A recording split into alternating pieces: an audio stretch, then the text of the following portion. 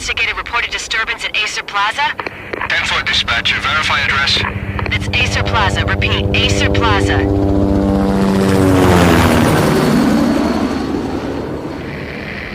Shots fired on the rooftop. An assault in progress at Acer Plaza. Repeat, an assault in progress.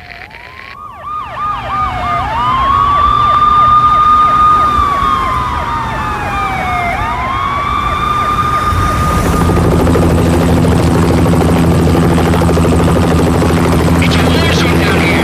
1085 dispatcher. Need additional units. Additional units now. Officer in danger. Officer in danger. 10-5, please repeat. 10-5, all units, emergency. Officer in danger, Acer Plaza. Repeat, Acer Plaza, all units. They were all dead. The final gunshot was an exclamation mark to everything that had led to this point. I released my finger from the trigger, and then it was over. To make any kind of sense of it, I need to go back 3 years. Back to the night the Payne started.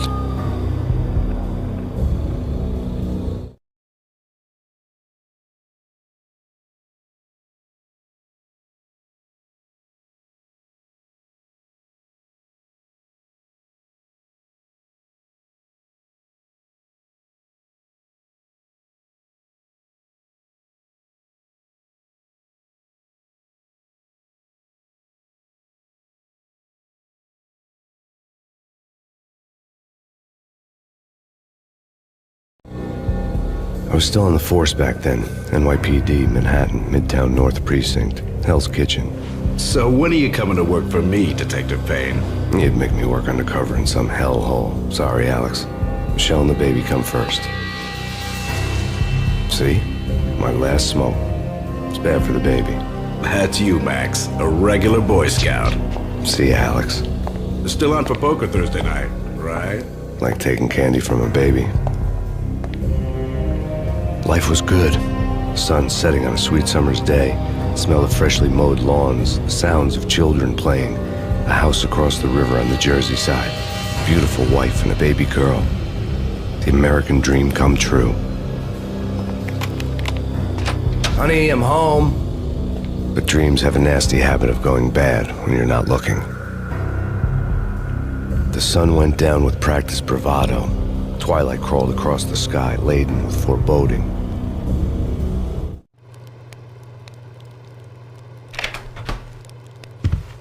Michelle, honey, anybody home? I didn't like the way the show started. They'd give me the best seat in the house, front row center. What the hell? Something ugly had been tattooed on the wall, a map of things to come. It was a poison syringe, a magic tag full of diabolical meanings.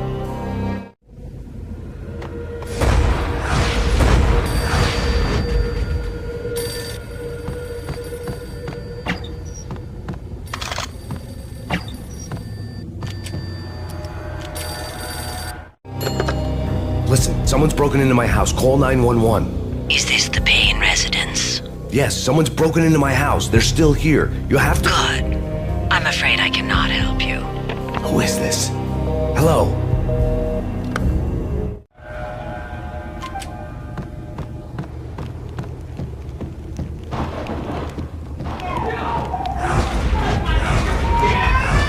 Michelle!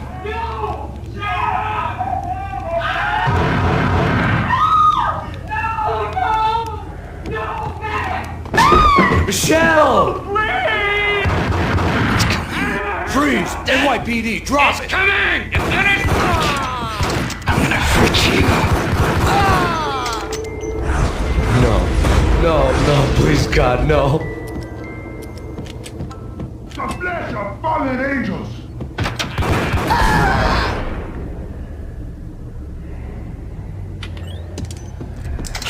No, God, no, please, Michelle. Oh, baby.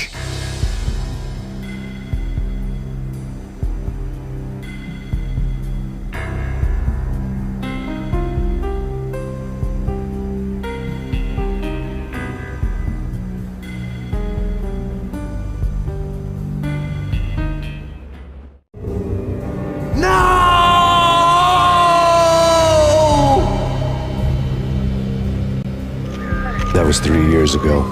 Everything ripped apart in a New York minute. The killer junkies had been high on a previously unknown designer drug, Valkyr, V.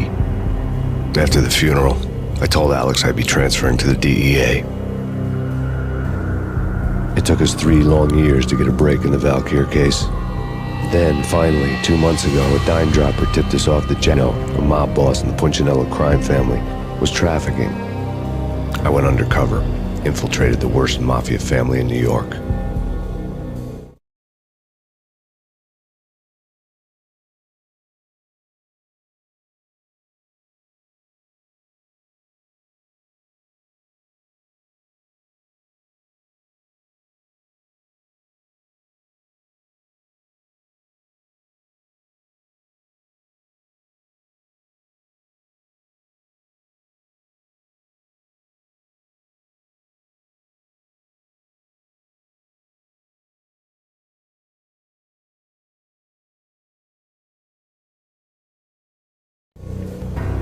I came in from the cold and the dark.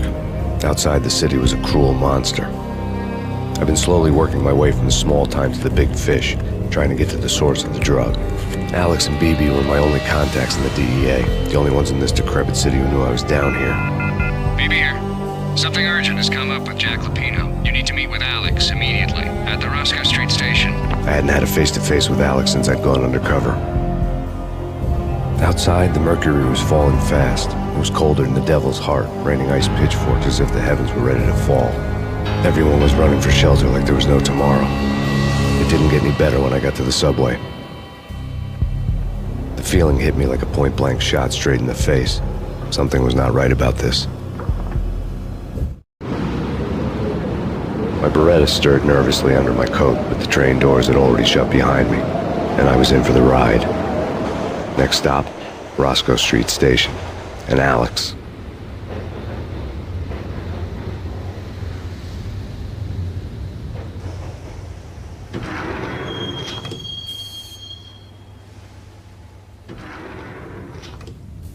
The station was drenched in gloom. Alex was a ghost, nowhere to be seen. I'd have to look for him.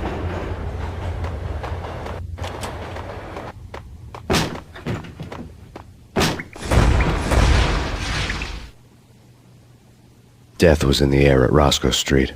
I'd have to find Alex fast.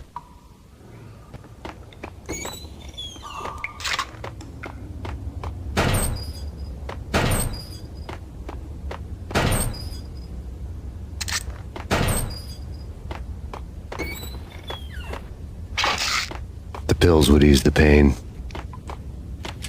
Wasn't Jake supposed to take care of this? He and Mickey are having too much fun taking care of the cop up there. What's the plan? Yo!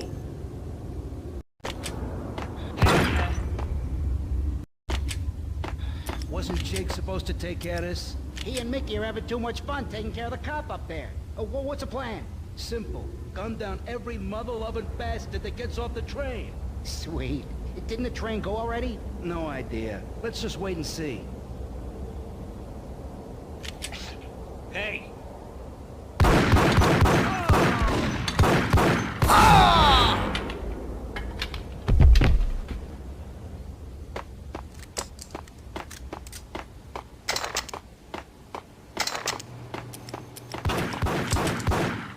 Yeah, he's dead all right. Hey, it's me you're talking to. Hold it!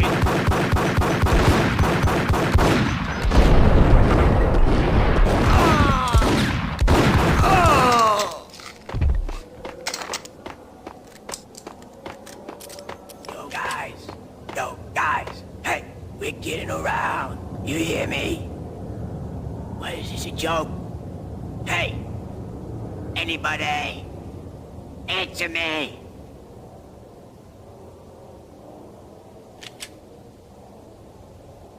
Yo! Ah!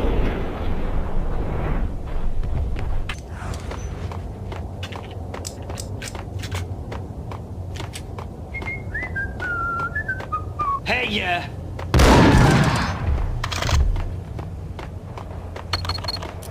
The security panel let out a mocking cackle. I'd need the right code. Really? Sure. Damn!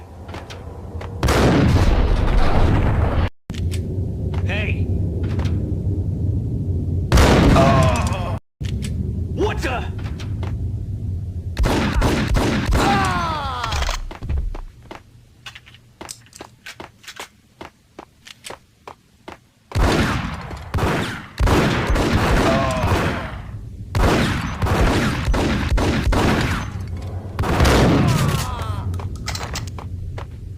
While looking for Alex, I had ended up in the middle of a big-time crime operation.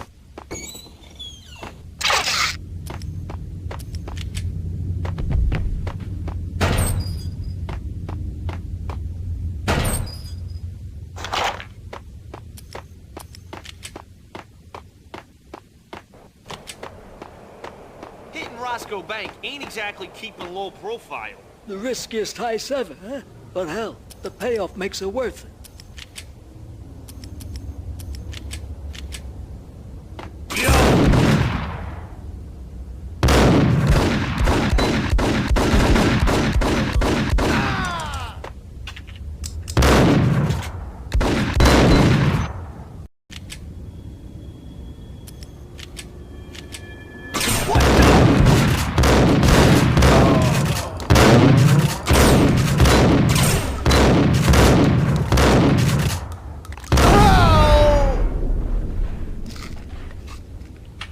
The gate was locked. I would have to find another way to get to the tunnel.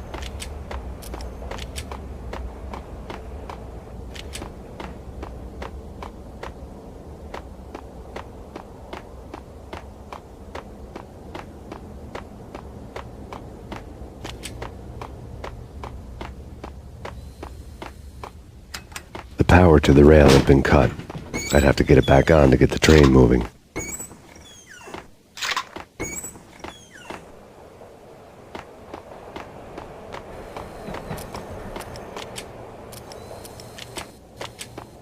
Kiss it good.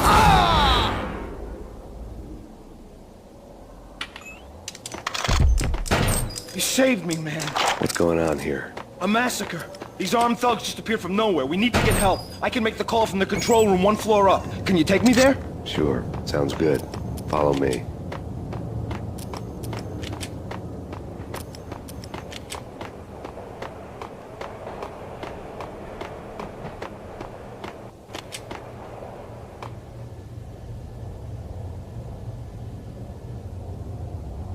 Home free. This way.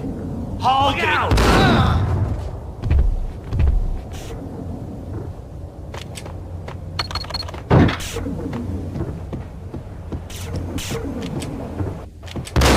Ice!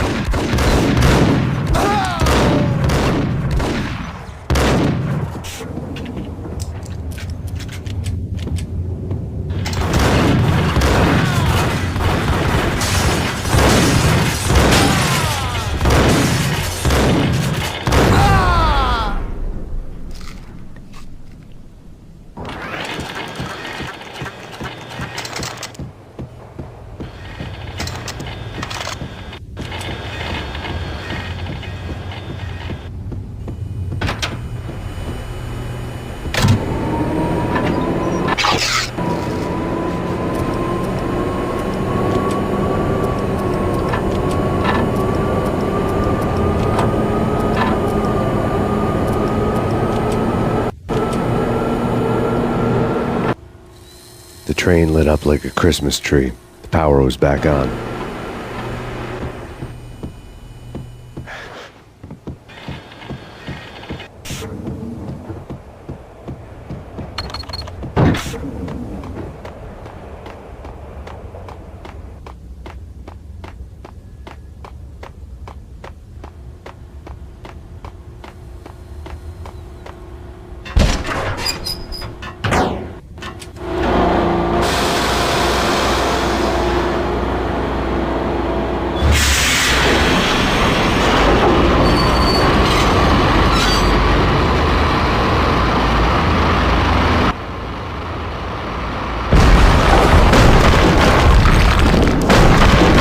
So much for being subtle.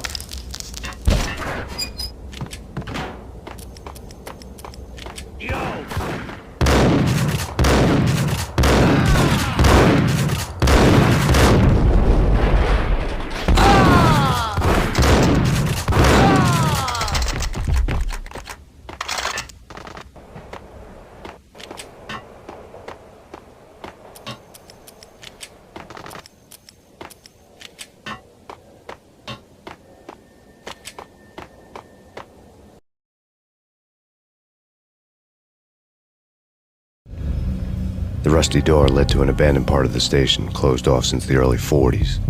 Something big was going down at Roscoe Street. Maybe that's why Alex had wanted to meet me here. Maybe not. One way or the other, I was gonna find out.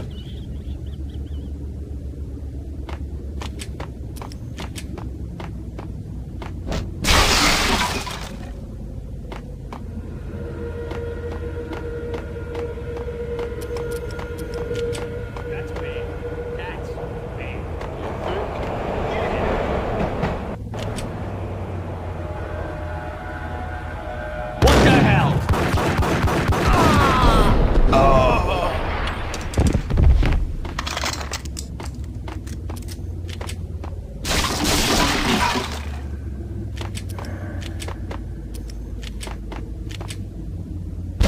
Hey,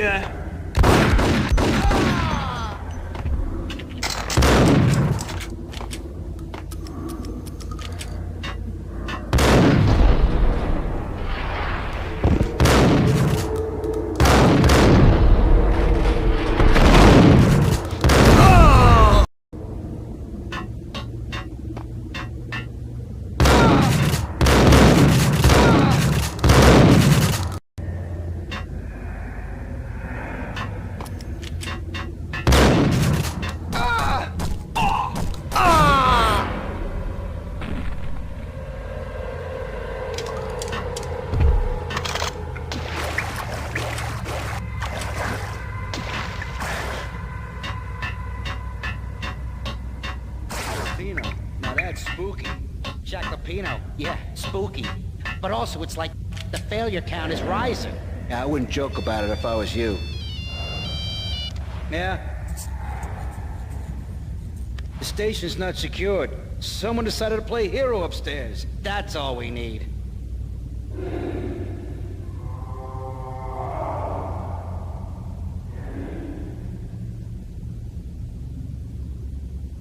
Sure. Yeah, really. Sure.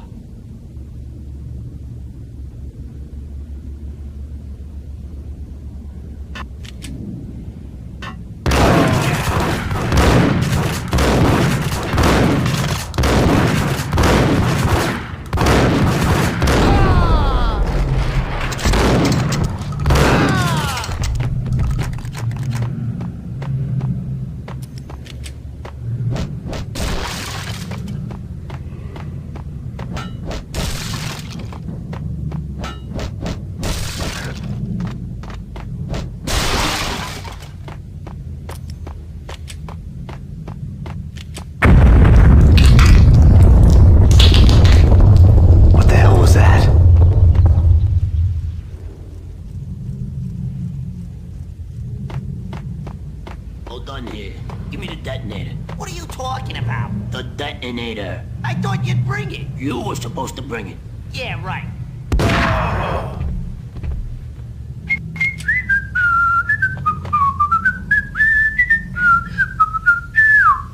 What the hell?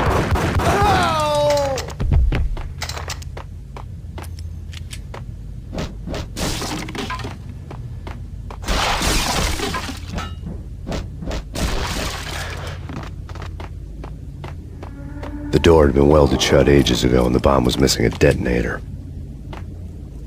Hold it!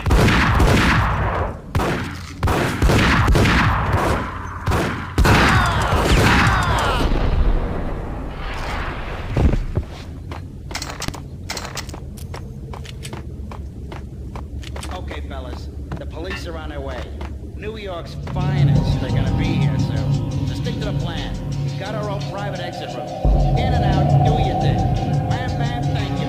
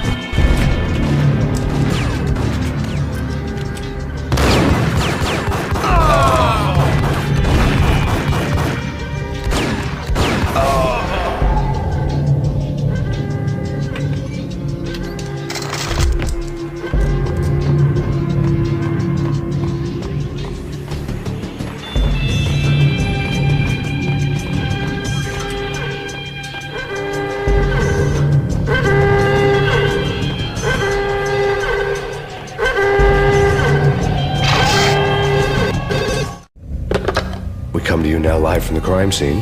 Who is this? Right back at you. This is Deputy Chief Jim Bravura from the NYPD. You are to cease your criminal activities and surrender immediately. Sure thing, Jim. Me and the boys have been talking, and everyone's real sorry. They'll never do it again. Who the hell is this? Being placed at the scene of a bank robbery wouldn't have tipped the odds in my favor.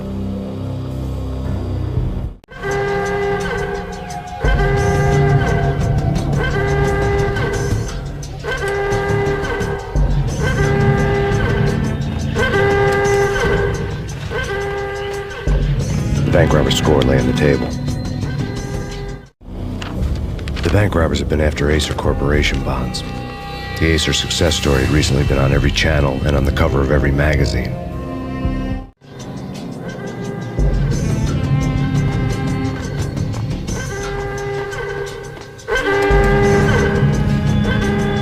The bank robbers had left their tools on the table. Judging by the detonators, the crooks had bought enough explosives to send Lady Liberty into orbit.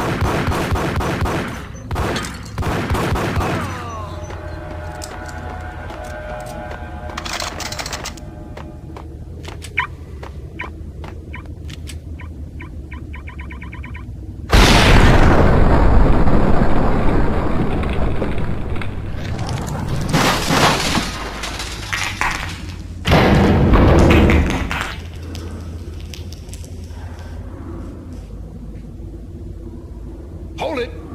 Max! Jesus, you almost gave me a heart attack! I nearly shot you! Alex, I'm glad to see you. What the hell's going on? There are more corpses here than at the city morgue! It's an armed robbery. A tunnel job straight to the Roscoe Bank vault through the old station. Is this why? This is Lupino's gig? This is Lupino's doing? Lupino's men? Really? You sure know how to pick a place? Can you get through? No, it's locked. We gotta get out of here. If it's Lupino, it's... Alex? Alex!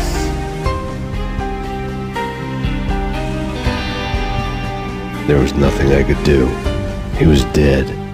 I could tell by the empty, accusing stare of his eyes.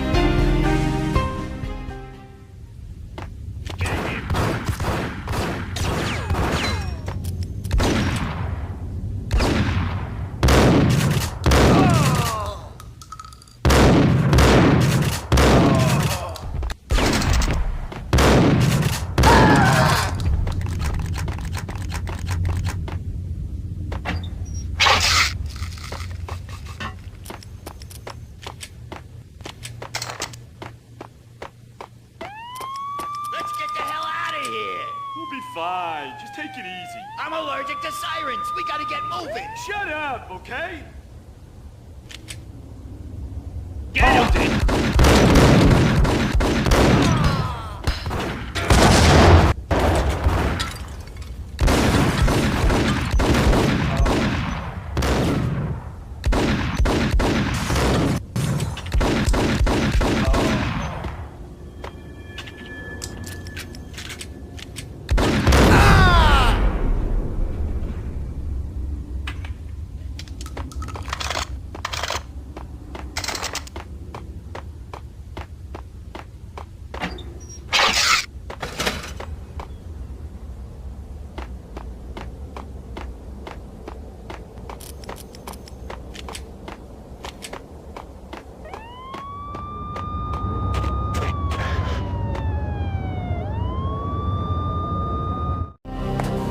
Alex had kept me relatively sane for the past 3 years.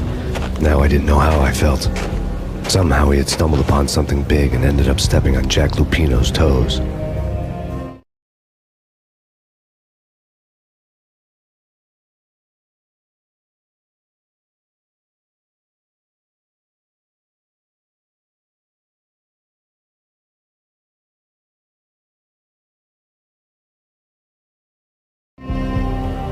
Lupino ran his racket of sex, drugs, and contract killings from a sleazy hotel in a slum block of tenements. The NYPD was closing in. I could hear the sirens. Their wail was a crescendo. Lupino thought he could get us by taking Alex out and leaving me to take the fall for it. All he had gotten was my attention. I went for the hotel first. It was a sad old thing with flickering lamps and faded colors, cheap mobster punks and tired-eyed prostitutes. I walked straight in, playing at Bogart, like I'd done 100 times before. The place was run by a couple of murdering mobsters with shark smiles. The Finito brothers. Ladies and gentlemen, it's the Payne in the butt.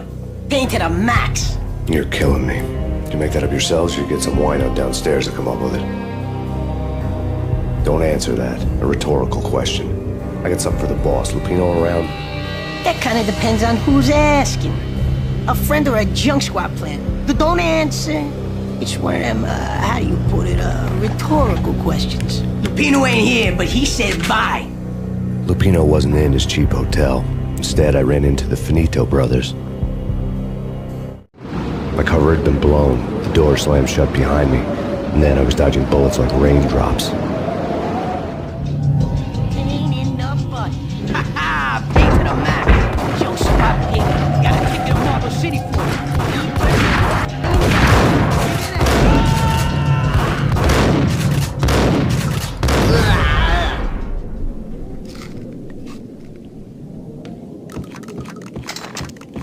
A letter on the desk caught my eye.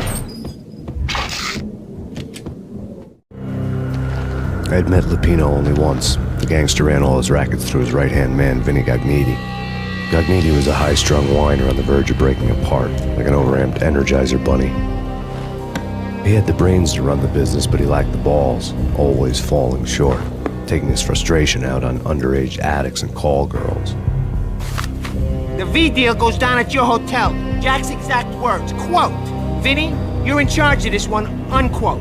Rico Muerte's coming to see it through. Anything goes wrong and everybody's gonna get dead. Goes double for you. Treat this guy real good. Anything he wants, you give him. Don't screw this up or you're finito, finitos. A V deal meant added security, locked doors, and lots of nervous thugs with itchy trigger fingers. I'd seen nothing coming in, but that didn't mean it hadn't been there. Rico Muerte was a regular Kaiser Soze, a spook story told to keep the apes in mind. 313. The Finitos had scribbled Muerte's room number on the note's margin. Bosses! Everything all right? Bosses! Joey, Virgilio, you all right in there? They're not answering. Call the others. Tell them to come quick. Okay, but we can't wait for them. We gotta go in now. Bosses! We're coming in! It's Payne! Oh!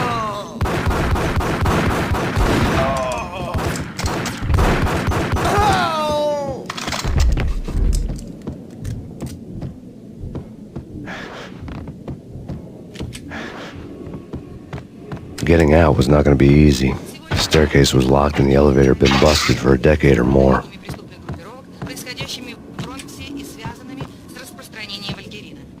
In his press conference today, the mayor stated that Valkyr represents a clear danger to New York and called for drastic actions to eliminate the problem. On today's top story, the Valkyr crisis worsens with the murder of DEA Special Agent Alex Balder. Special Agent Balder had been shot repeatedly from a point-blank range. The gunman has been identified as Max Payne. The noose is sure to tighten around this fugitive criminal as more NYPD units join the search to apprehend him. I had just gotten my 15 minutes of fame.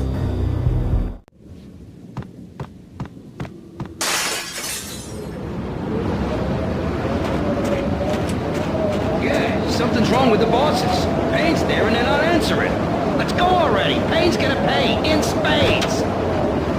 Hey, yeah.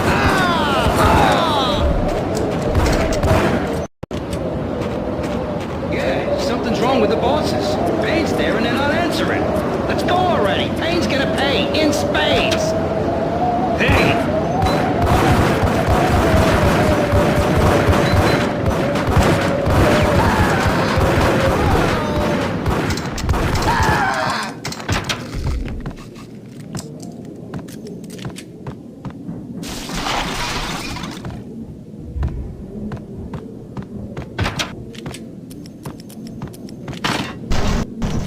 ya!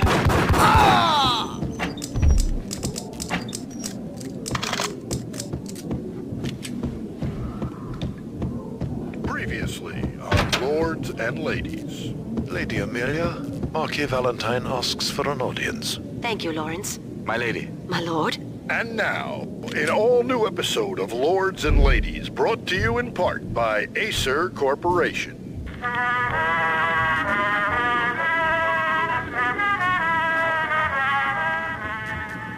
My lady. My lord? My lady, there is a matter of great importance I must bring to your attention. My lord, there is? Indeed, my lady, there is indeed. From the very first moment we met, upon that distant forest path, there has been sunlight in the autumn leaves blazing like the colors of your hair.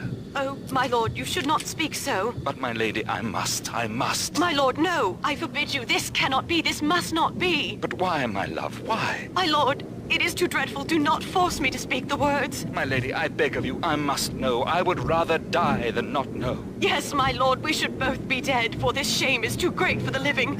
My lord, I am your long-lost sister.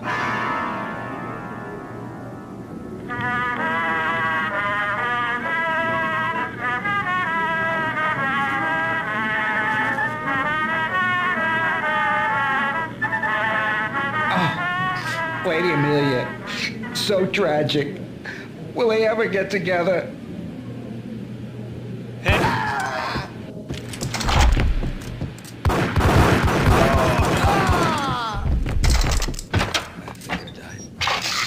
V-head junkies could go off without a warning. I had to be careful. There he is!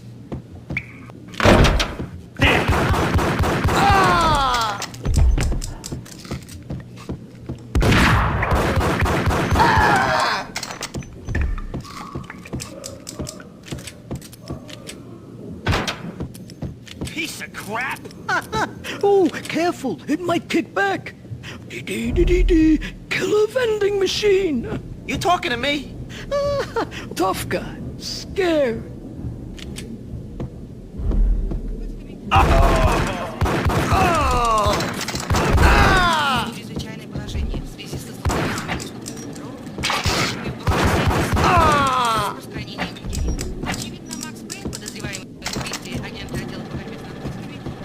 This party had been dead for a while. I couldn't say I was sorry I'd missed the show. Tonight, the city's fight against the nightmare drug Valkyr took a turn for the worse, as DEA Special Agent Alex Balder was found brutally slain at the Roscoe Street subway station. A suspect was seen leaving the site only moments after the shots had been fired, and the NYPD is currently in pursuit of Max Payne, a repeated felon believed to be armed and extremely dangerous. And now the weather. The worst winter storm in recorded history continues to pound the city.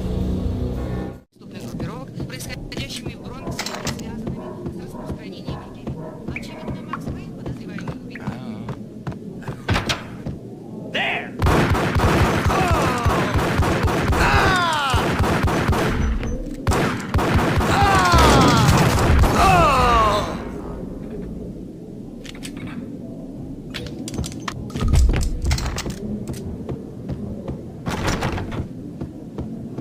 I'd found Muerte's room.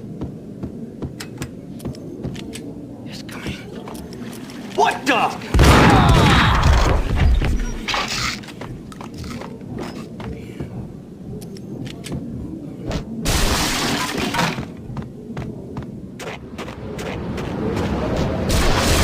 I didn't want to know what had happened here. It was not a pretty sight.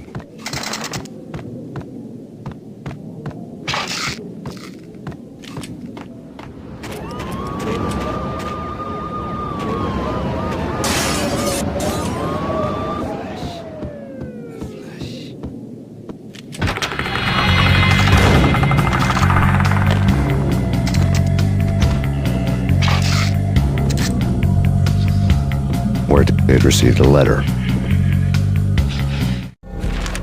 Our investigation had turned up nothing to link Angelo Punchinello, the head of the Punchinello family, to Valkyr. All tracks had ended with Jack Lupino. The letter in Muerte's room was signed by the Don himself. It was the first hint that the Kingpin knew what was brewing inside his syndicate. The trouble you got into after the Chicago screw-up. The Punchinello family bailed you out. You have been waiting for a chance to pay us back. One of our trusted boys has a monkey the size of King Kong on his back. We need your special skills for backup on a major deal. Collecting evidence had gotten old a few hundred bullets back. I was already so far past the point of no return I couldn't even remember what it looked like when I had passed it. Did you hear something? Nah.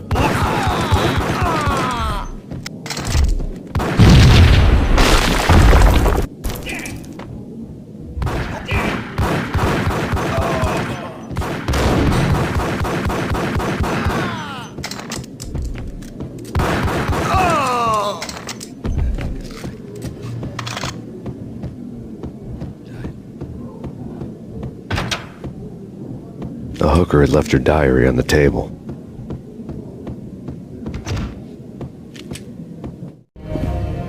The diary belonged to a hooker named Candy Dawn. The read would have made a vice cop blush. Had talks with the mystery hag over the phone again. Sent her the latest One-Eyed Alfred tape. As long as the hag keeps paying for the tapes, the old man could come every day for all I care. She had a nice sideline, making secret X-rated flicks of her clients and selling them to the highest bidder. It would get her killed if her V-fix for the day didn't do it first.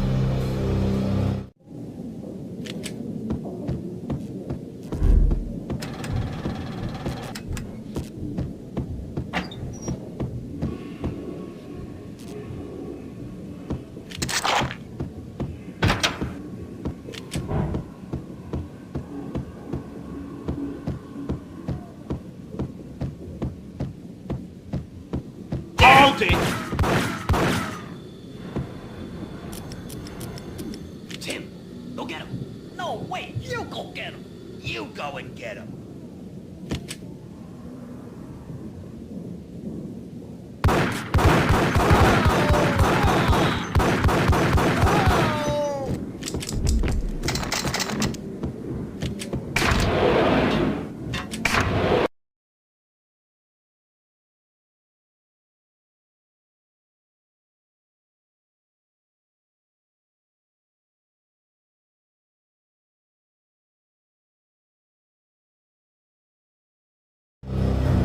The old service elevator rumbled down to the bowels of Jack Lupino's hotel.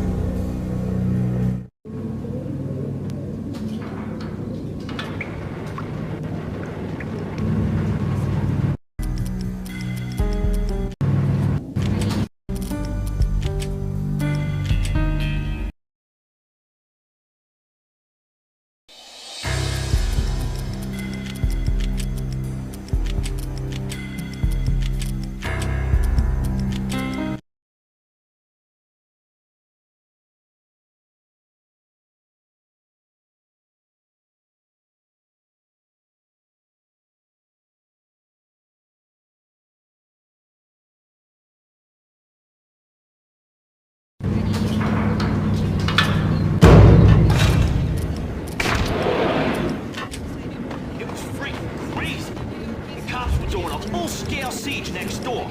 More traffic than rush hour. I mean, bleeding bastards running back and forth, Ronnie and Jimbo to throw, and in the middle of all this, there we were.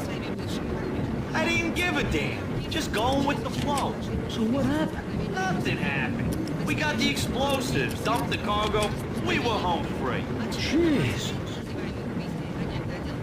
Get him!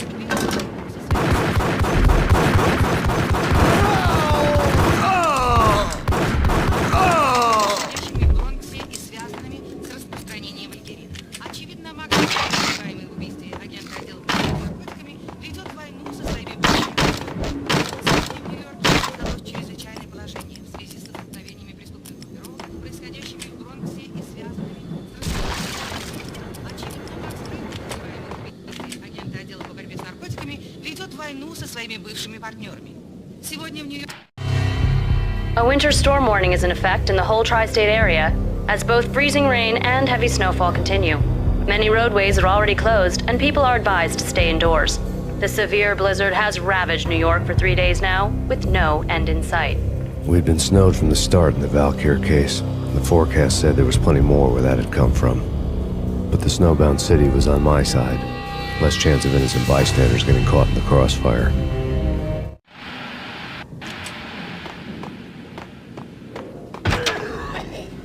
Gun him down!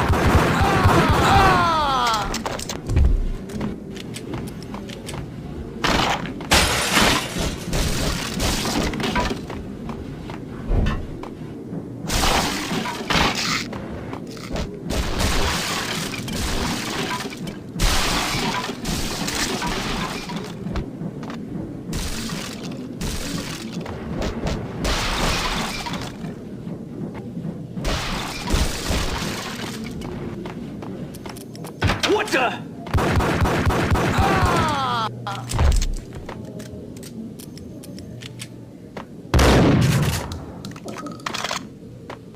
Exhibit number 1, a newspaper.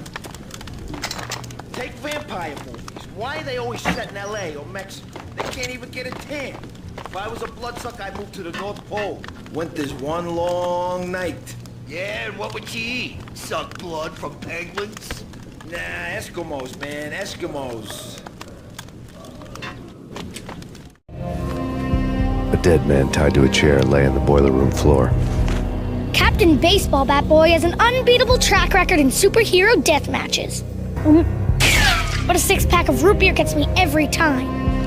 The murder weapon was a baseball bat, now lying in a pool of drying blood next to a newspaper folded open on a Captain Baseball Bat Boy comic strip.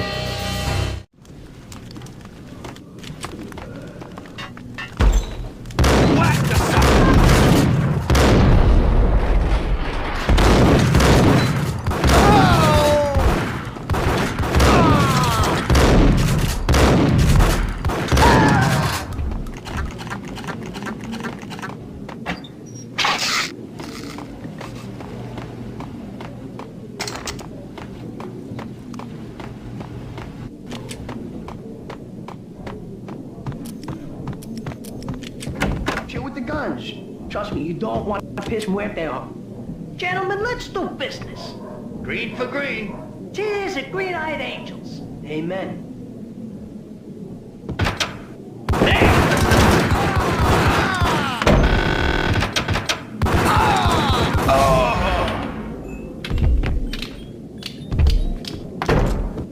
A lifetime ago, this would have gone down as a narcotics arrest.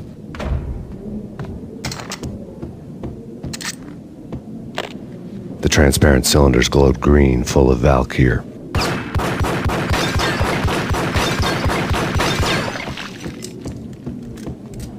It was dirty money.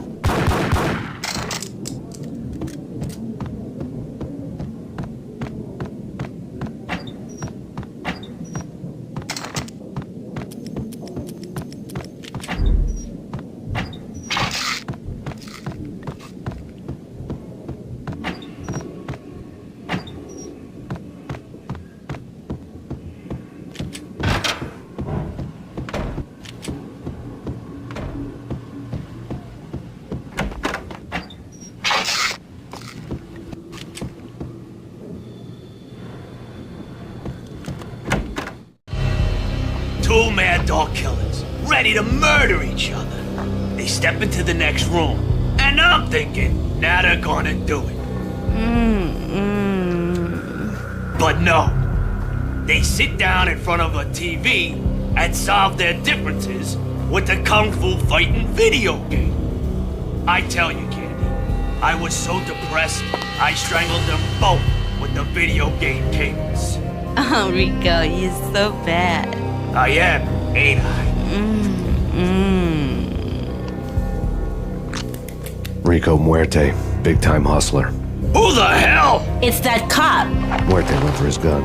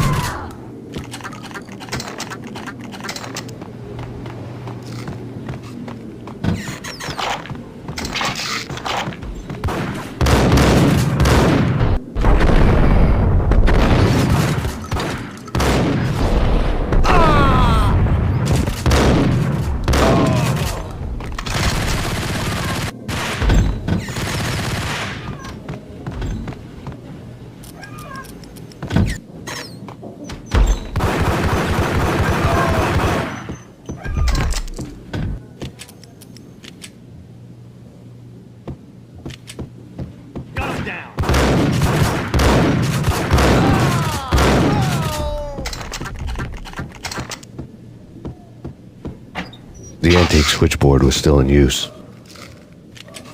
There was an old telephone switchboard in the back room of the reception area, the kind that made phone tapping child's play. It wasn't hard to picture a fat pimp sweating with headphones on, listening to his hookers talk dirty and fake orgasms over a web of party lines, the blood veins of New York. Right now, there was a different set of moans and groans going on. Boss, good evening. This Max Payne. He came, started capping us. He killed him. Are you freaking kidding me? He's just one lousy cop. You better be freaking kidding me. Whack him. What's the freaking problem? Hello? Answer me. Hello? The word was out. A deadly virus released into the city's corrupt circulatory system. Something wicked this way comes. Max Payne at large.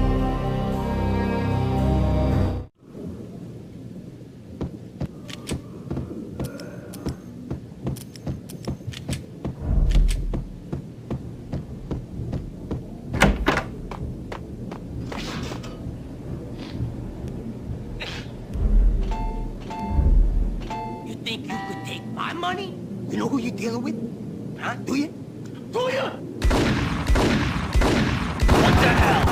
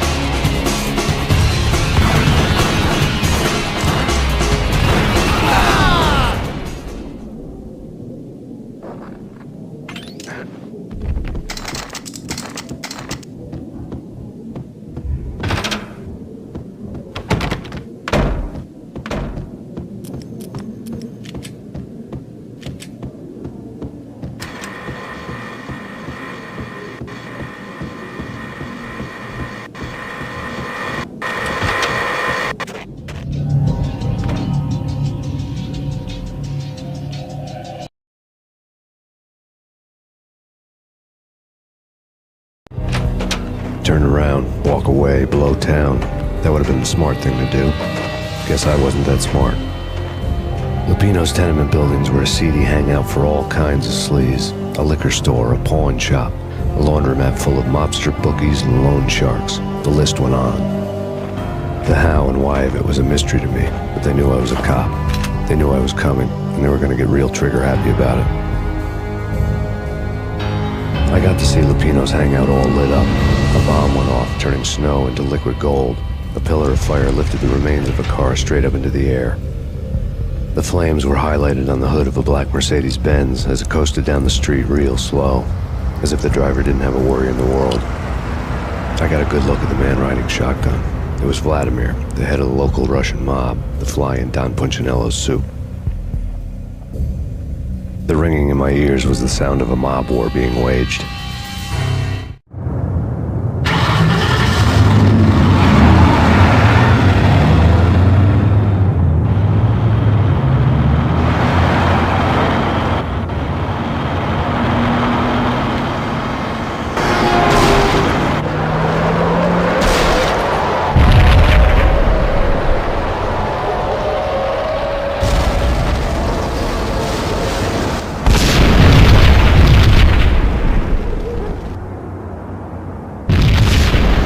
Bomb exploded inside the closest slum building.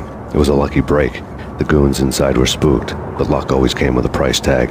More bombs could still be ticking inside, and the cops would already be on their way. Jack Lupino's suite was on the top floor. At least it used to be, before the explosive makeover.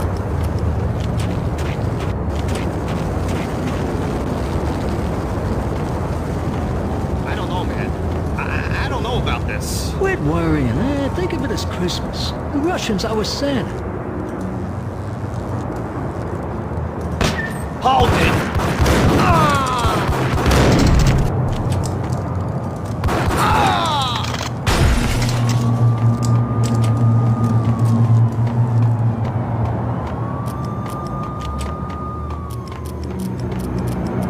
The headlines were a depressing read.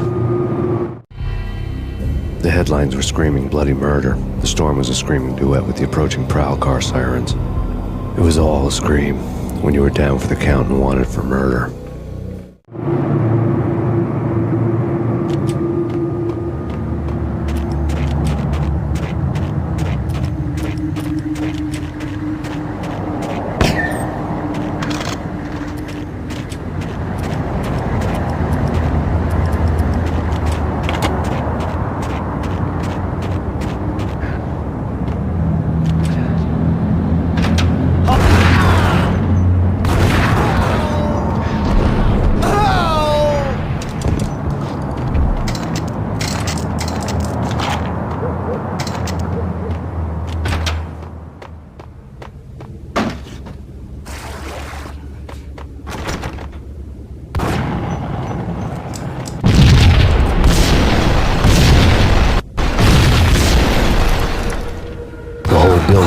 rigged with explosives.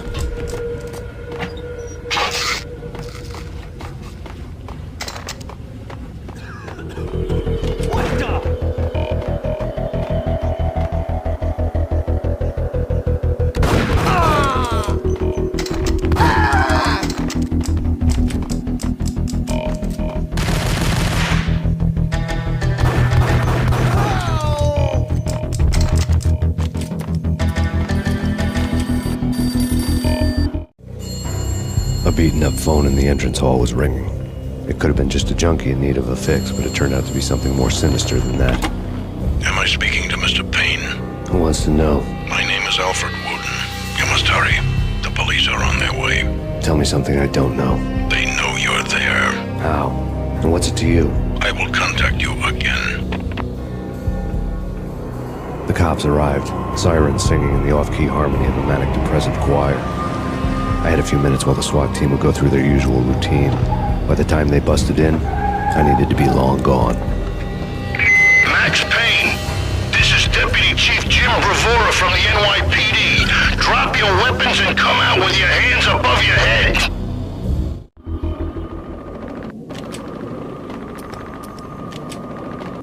You're asking for it. Take it easy. Whack the sucker!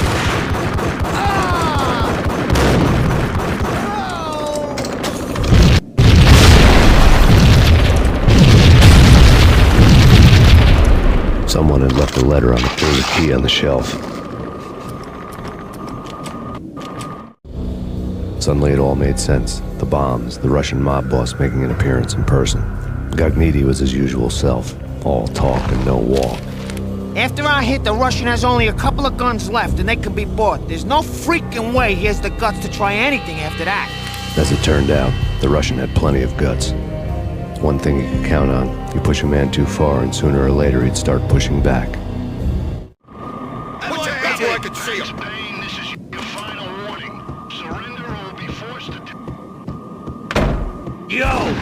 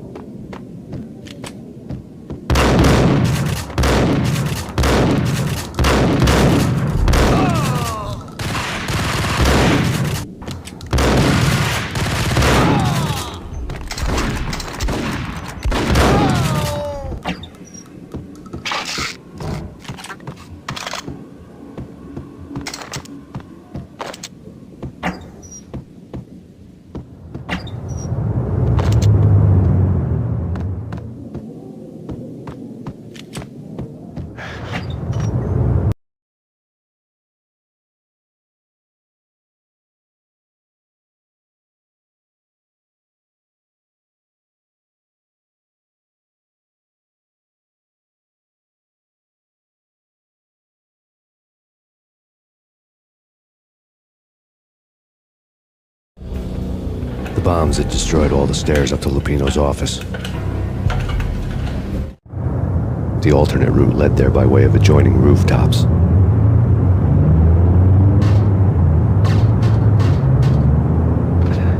It's never been this cold. Never ever. It's like the sky's falling. Yes, sir. It's the end of the world. To get to the roof, I'd need to get to the elevator through the locked door up ahead. Pizza delivery. Never seen you before. Buzz off, Joker.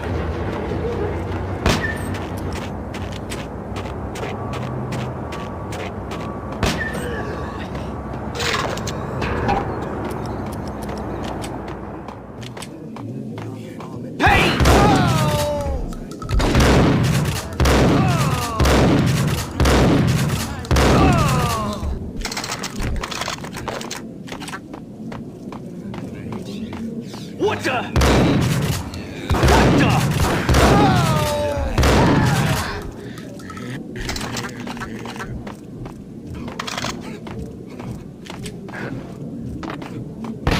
No, don't shoot. I... You know the clowns at the laundry? Me? No. You're no good to me then. What? No, the laundry, yeah. I know him, yeah. Get me in there. Okay.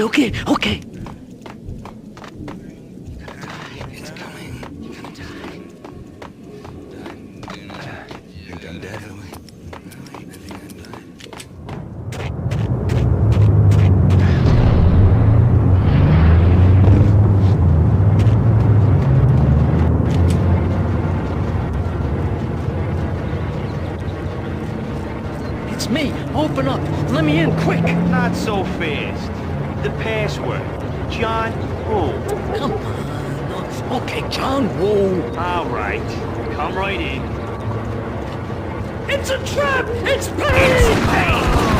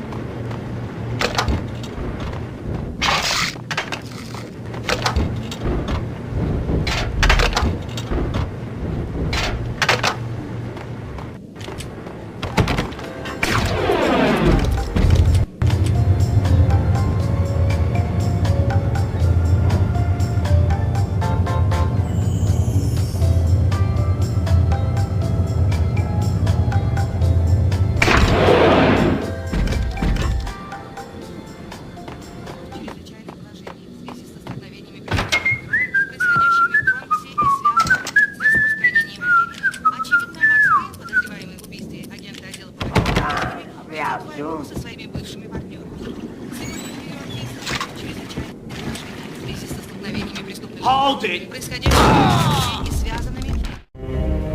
New York City is in crisis tonight, with reports of Valkyr-related gang war in the streets of the Bronx. Apparently, Max Payne, wanted for questioning in connection with the slaying of a DEA special agent earlier tonight, is waging a one-man war against his former partners in crime. Among the listed casualties so far are notorious mafia members Joey and Virgilio Finito, as well as Rico Muerte, himself a fugitive from the law, and a suspect for several murders in the Chicago area. The NYPD has been placed on full alert. A citywide APB has been put out on Max Payne. Deputy Chief Jim Bravura has promised to take whatever steps necessary to bring him to justice. What those steps may be remains to be seen. For NYCNN TV News, this is Kira Silver.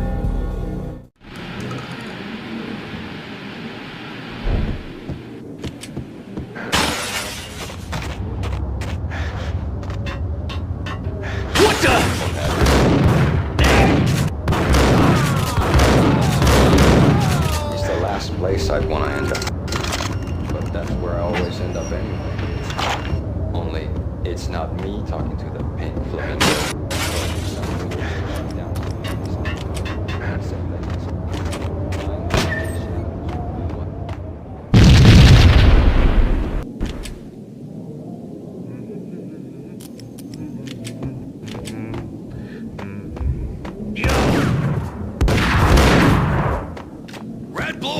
It's always red or blue in the movies. So, green? No, not the green.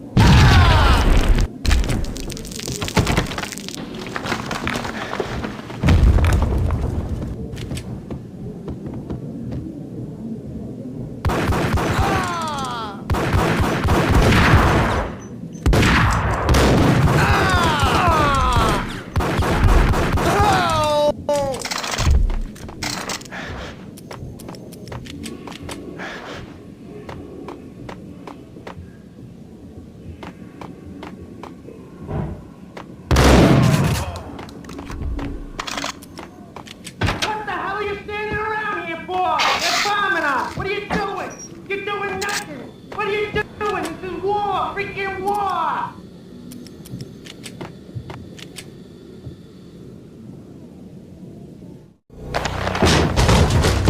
Vinny Gognitti, just the man I've been killing to see. Payne? Freaking fed! I knew from day one there was something screwy about you. What do you think you're doing? You're a freaking cop. You ain't got squat on us. You can't just come in here waving your piece like it meant something. Yeah! Oh my God! Oh God, you shot me! Ah! You're dead, Payne! What the hell are you waiting for, you apes? Kill him! Kill him! With pleasure, boss. Gognitti bailed. I made like Chow Yun Fat.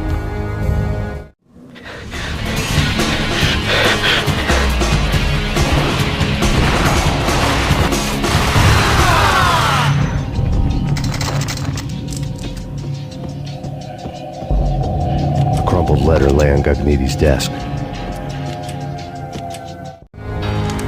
The letter was addressed to Don Punchinello, but Vinny had never had the nerve to finish it. Jack's gone voodoo. Just the other night, he shot Dino because he wanted to see what his brains looked like splattered on the wall. He's a freaking mad dog. We're running out of men and business fast. Gognitti had been living in mortal fear of his boss. Jack Lupino was a psycho.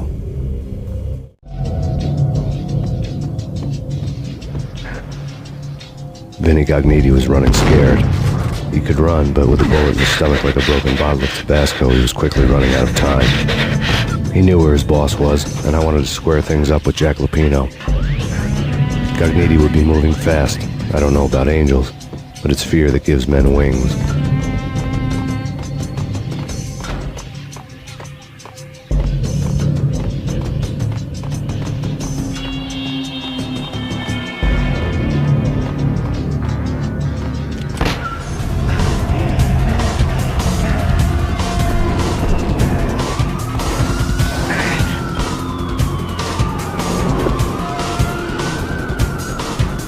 Gognitti hitched a ride. To catch him, I'd have to follow his lead.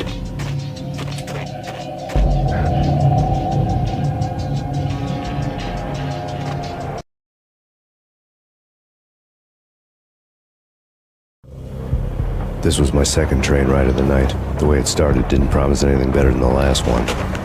Freezing wind tearing at my face like sandpaper and razors, ice hard and slick under my hands and feet. And somewhere in the background, the wail of sirens, the city howling after me. New York sped by in fast forward. Dark rooftop water towers and a dead forest of antennas and chimneys, all a blur. When the train he was riding slowed down, Gognitti made his move.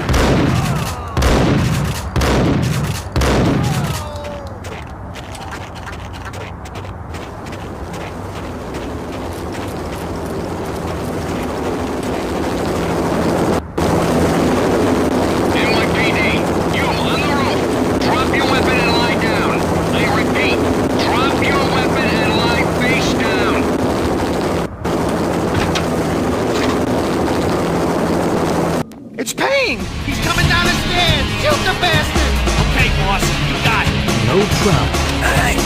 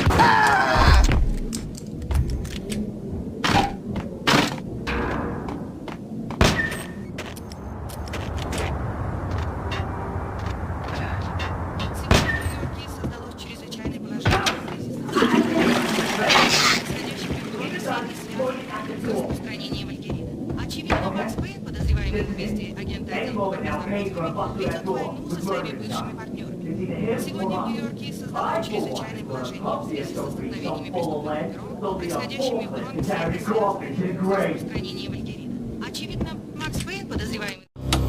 Max Payne has nowhere left to go. We are very close to capturing him. You'll get a full statement then. Right now, I've got better things to do, ma'am. That was Deputy Chief Jim Rivera from the NYPD with no further comment at this time. Apart from his suspicious food habits, I figured Bravura to be one of the good guys. Fate had just dropped us on different sides in this. But when it came to capturing me, he was way out of his league. I had already ditched the cops a couple of rooftops back. For now.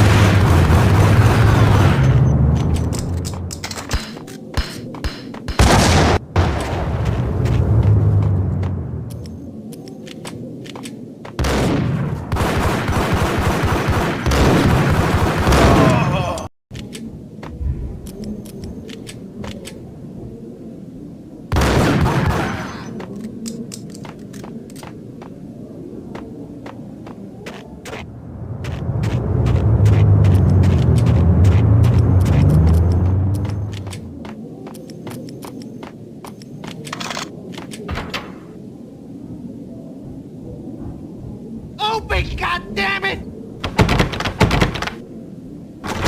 Payne! I'll kill you, you lousy freaking cop!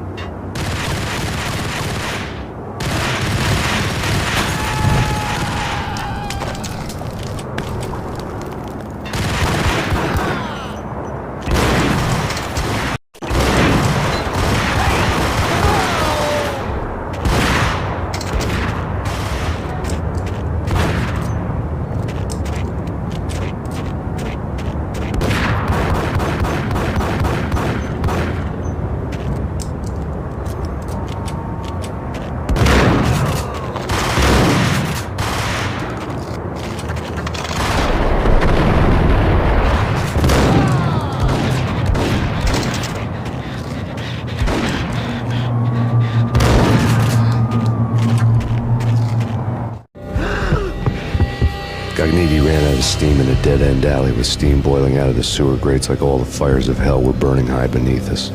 It was shakedown time. Where's Lupino? Screw you! Bad start, Vinny. Police brutality! I rate pretty high on that. You can't just hurt me in cold blood? Just keep telling yourself that. Listen good, Candyman. I'm not gonna be anybody's fall guy. I want to know where your boss is hiding. There was no glory in this. I hadn't asked for this crap. Trouble had come to me in big dark swarms. The good and the just were like gold dust in the city. I had no illusions. I was not one of them. I was no hero. Just me and the gun and the crook. My options had decreased to a singular course. I'll tell you, just don't hurt me no more. Lupino's at Ragnarok, the nightclub. Book me, take me in the home and just don't hurt me. Your rights will be read at your funeral.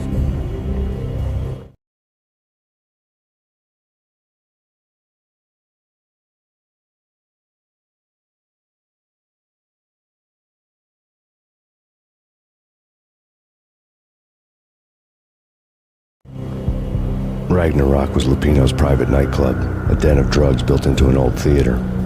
I knew what waited inside. V-head junkies ready to explode in random acts of senseless violence, and Lupino's goon squad, the worst stone-cold killers this side of hell. Ragnarok was as inviting as a headache, flickering to a machine gun beat. The belly of the nightclub was a gothic theme park that began with bondage games and led to the nasty stuff from there.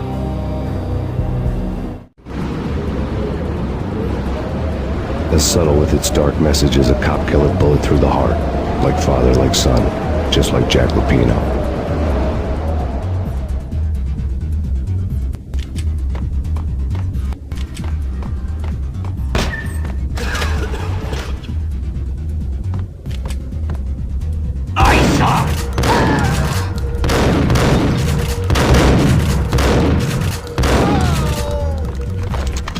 The book had never been a bestseller.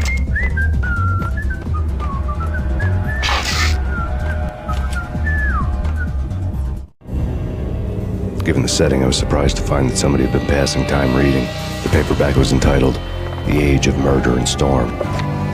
The blurb on the back mentioned Norse mythos and Ragnarok, the end of a Viking world with a terrible winter that covered the earth in ice, when vile crimes were rampant and all humanity lost. I could see how somebody impressionable might get it into their head that we were at the end of time. I was also beginning to see what the nightclub and its owner were all about.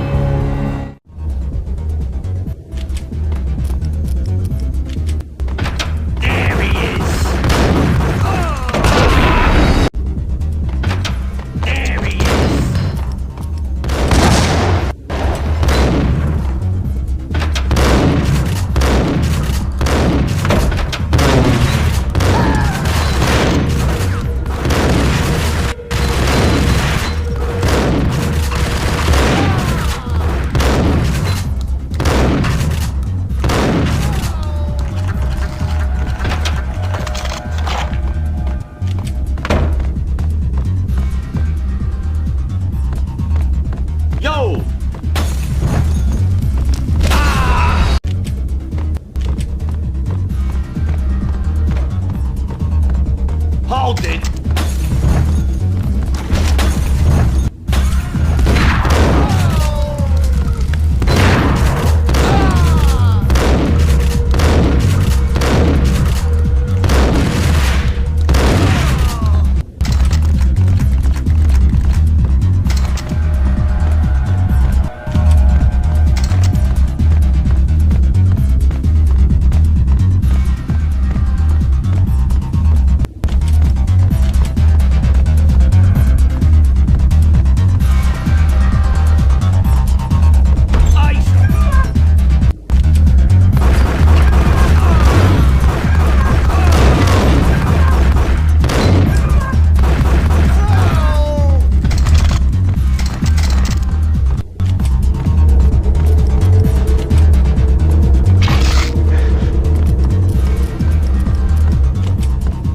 Books on the occult had been piled on the table. The room was stacked with light reading, such as Necronomicon, Witchcraft, and Paradise Lost. Old exotic titles like Malleus Maleficarum and De Umbrarum Reini Novum Portus. Books with pentagrams on their covers, all dealing with the occult and the infernal, lying between stacks of horror videos and a couple of Ouija boards. The only thing I could take seriously was the thought of Lupino taking it seriously. He had been spending a lot of time getting intimate with the guy downstairs.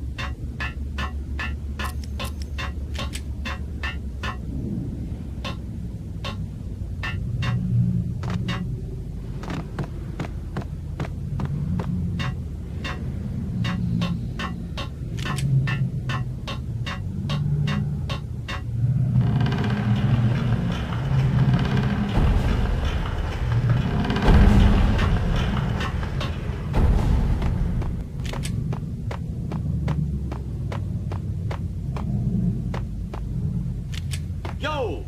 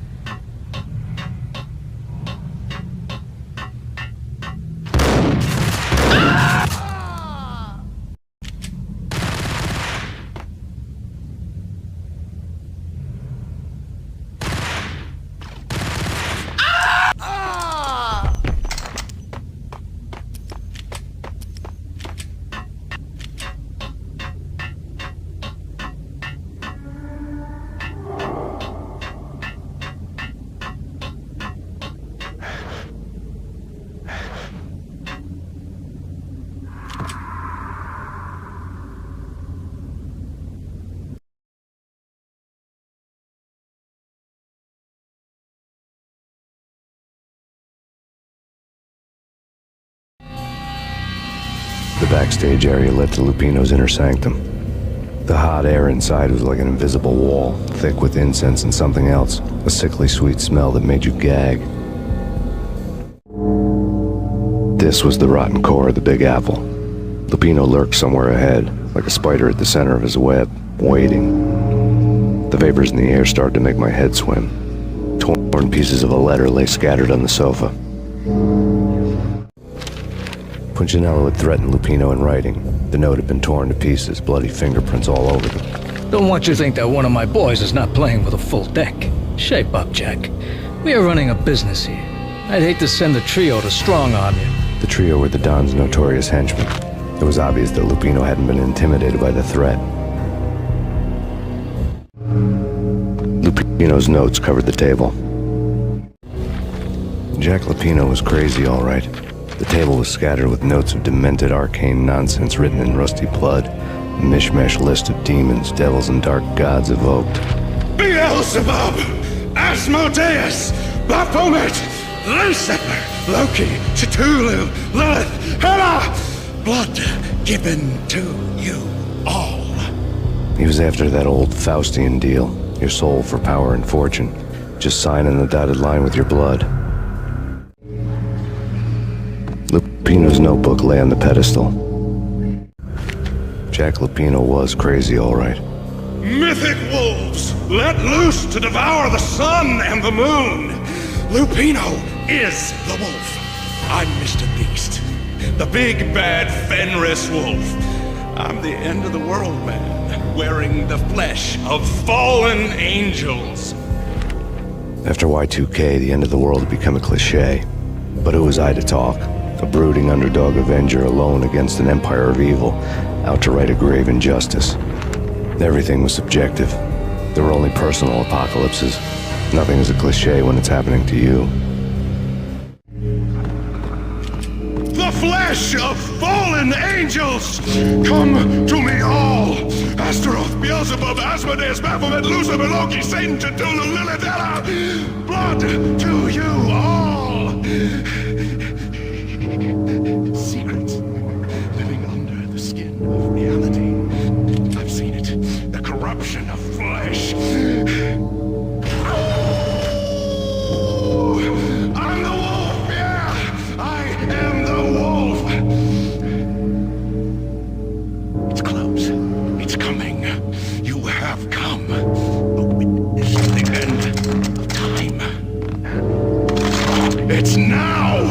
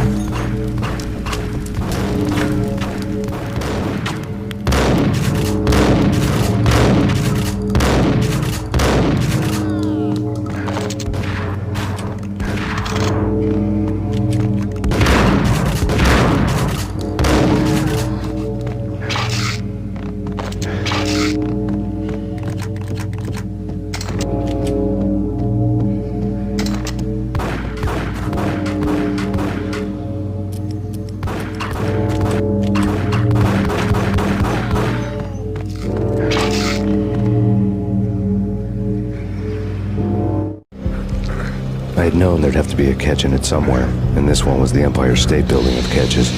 Lupino was pumped up and dying to go 15 rounds with a mutant alligator. And then he started this spooky monkey talk, straight from a bad dream. Mine. I have tasted the flesh of fallen angels. I've tasted the devil's green blood. It runs in my... I've seen beyond the world of skin, the architecture of blood and bow and arrow. Death is coming! She is coming, and hell follows with her. This is the twilight winter. I am ready to be her son. Her time is now, and all who stand in her way must die!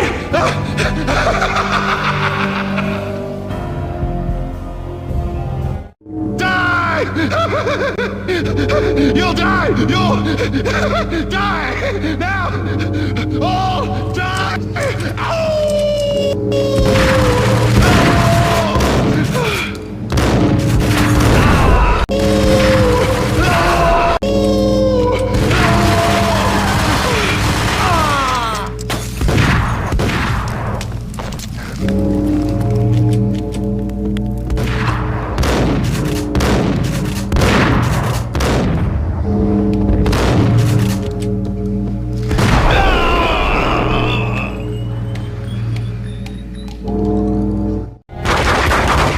Finally went down.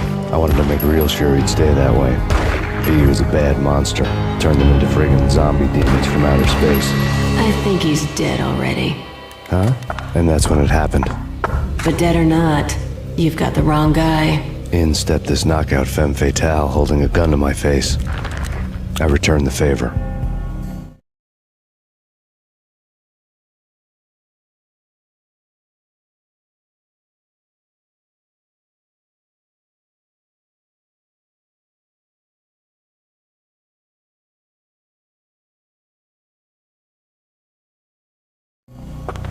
Lisa Punchinello. Lisa Punchinello was the Don's wife. Mona Sachs. Lisa's evil twin. Your safety's off, evil twin. You might hurt someone with that gun of yours. Lisa's the damsel in distress. I'm the professional. I'd blow you away without batting an eye. Sure, and you can check out my credentials splattered all over this joint. Jack couldn't have framed you. Not the state he was in. We're after the same slime bag. Angelo Punchinello's the one who murdered and framed you with it. You know this for a fact. I've got my sources. I don't have a clue these days. I just shoot them as they come. Who put a contract on the Archfiend? This one's mine. I hate the guts of that sadistic wife-beater. Why not pool our bullets for this one? I thought you'd never ask. My finger was starting to twitch. How do you like your whiskey? I'm easy, as long as you don't try to slip me a Mickey. You're a real angel, Max. It was good stuff. Tasted sweet as honey going down. Nothing personal. Can't risk you going berserk and getting Lisa killed.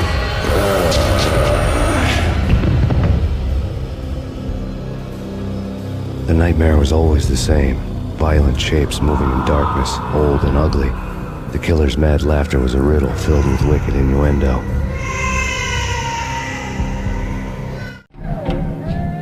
Somewhere, the baby was crying.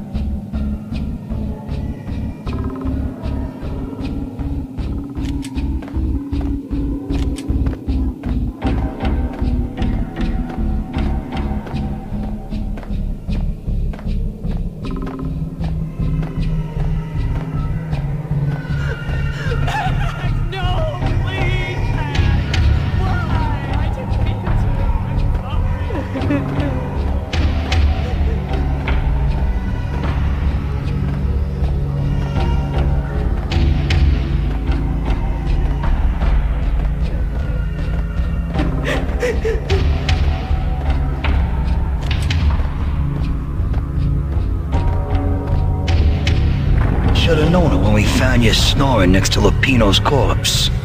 A comedian, huh? The pictures were filled with good old times. Alex and I had a few moments of glory between us. Crime-fighting comrades, the best in NYPD DEA collaborative. Good-hearted macho bullshit like that. I would have given anything to have him here as my backup. No such luck. No luck at all. Michelle looked at me from the photo. The Payne family. Happiness captured in a Polaroid moment. I had thought it would last forever, till death do us part. I didn't want to think about it. As long as I didn't, it could never happen. But I had broken my own rule. The thought had already slipped in. Fear was rusty needles poking at my brain. Cold and scaly, it slithered down my chest.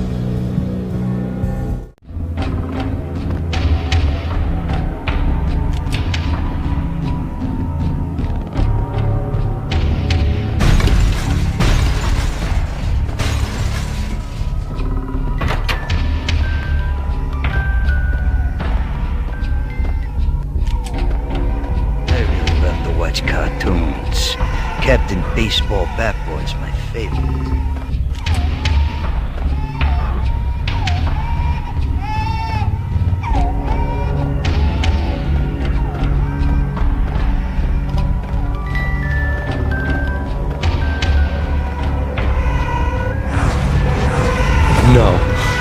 No, please God, no.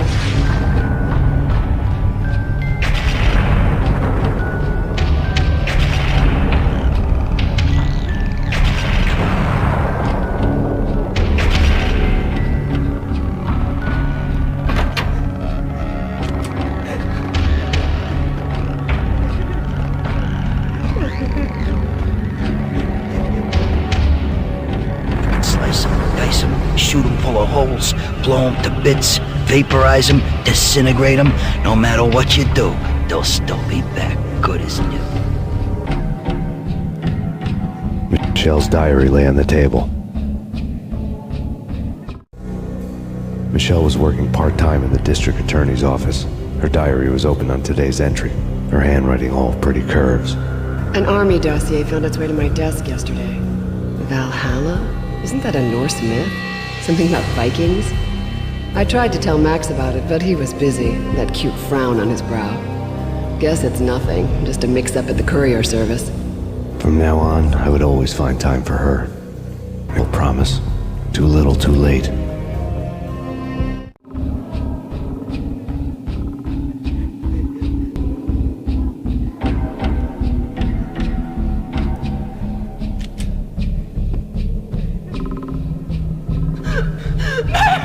No, please, Max! Why? I didn't mean to. I'm sorry.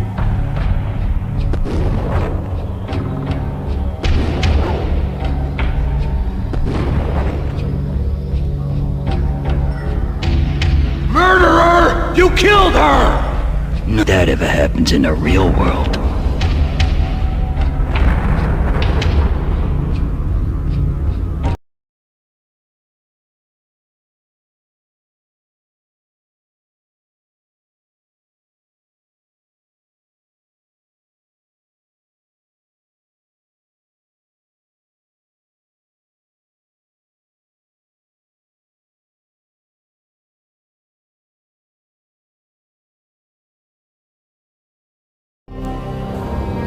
I woke up in a bad dream.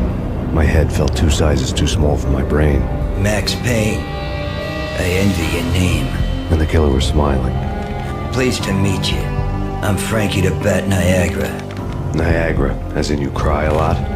He had a bat and I was tied to a chair. Pissing him off was the smart thing to do.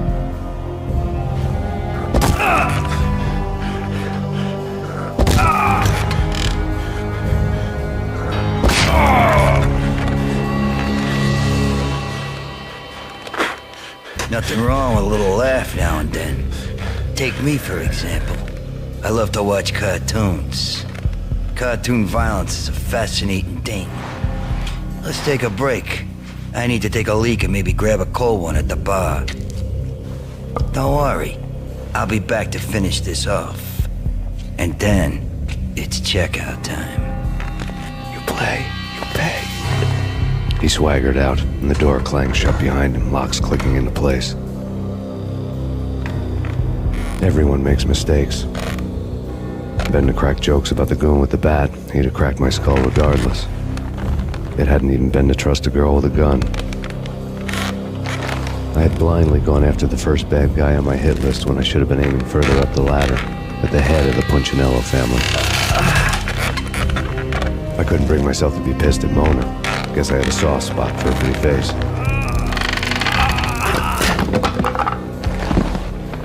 But when somebody decides to play baseball with your head, you tend to get sore.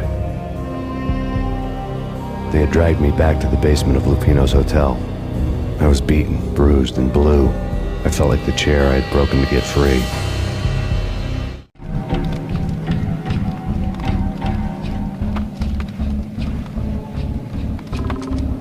All I had was Niagara's bat, sticky with my own blood.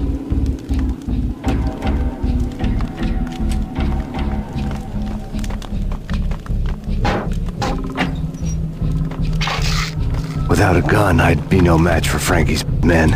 I'd have to play hide and seek with them.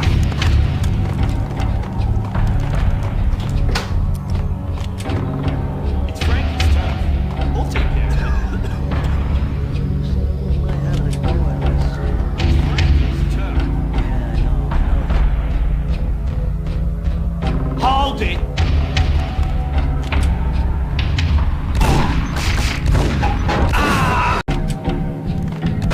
It's Payne! What the hell?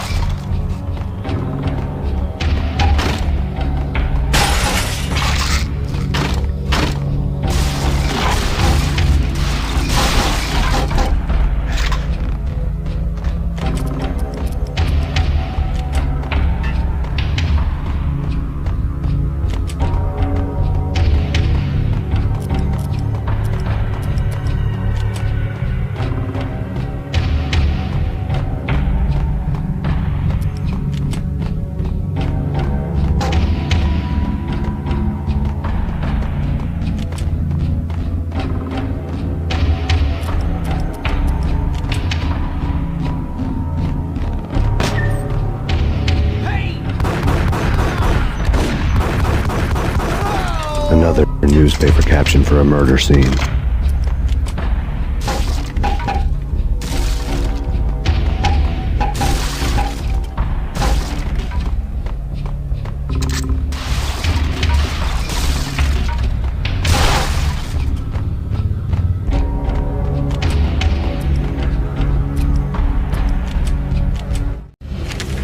Frankie had left his calling card, a Captain Baseball Bat Boy strip, next to a sewer passage filled with bodies. You'd better not mess with Captain Baseball Bat Boy. Even my arch enemy, Bicycle Helmet Girl, swoons at the sight of me. Aha! There were enough corpses to put a mass murderer to shame.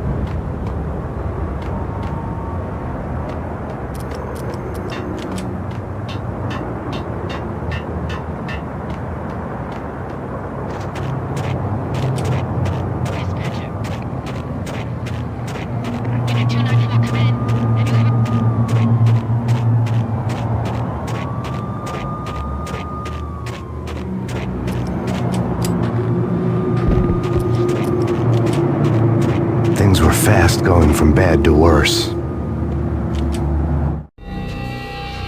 The men in blue had come and gone. They had decorated the place with chalk outlines and tied it together with yellow tape. The cops who had stayed behind were dead. Frankie, his boys, and I had the place all for ourselves.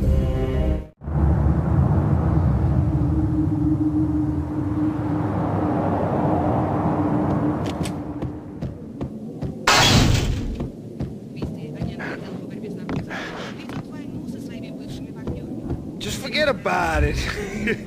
Just forget about it. Hey, just forget about it. That crazy witch, you should have heard her. She was a real scream when the boys caught her trying to cap the Don. Oh, that's friggin' bad. The trio? That's even worse than what Frankie's doing to that poor bastard downstairs. She's gonna take a long time to die. The mobster muscle on the phone was talking about Mona. Punchinello's trio were nothing but bad news.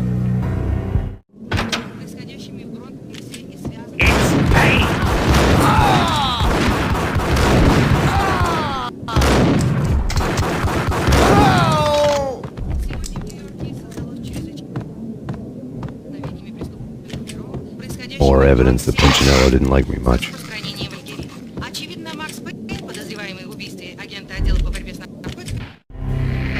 The fact remains that all the victims so far identified in the Ragnarok shooting have been known criminals, many of whom had large doses of V in their blood.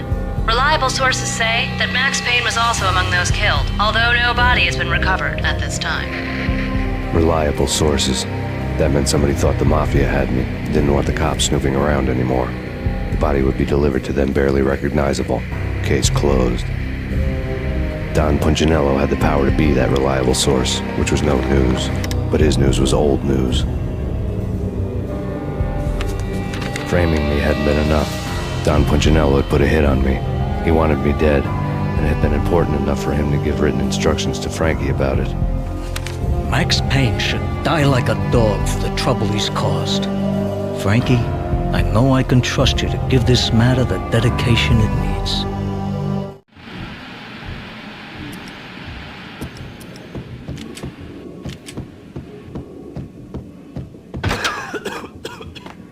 What the?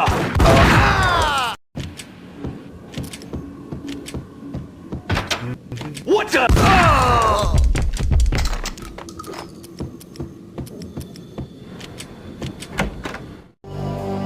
The hotel bar was fast developing quite a history. True to his words, Frankie was there, having a beer. Jesus Christ. How the hell did you get loose? Got bored waiting. Thought, what the hell, we could just as well finish this here.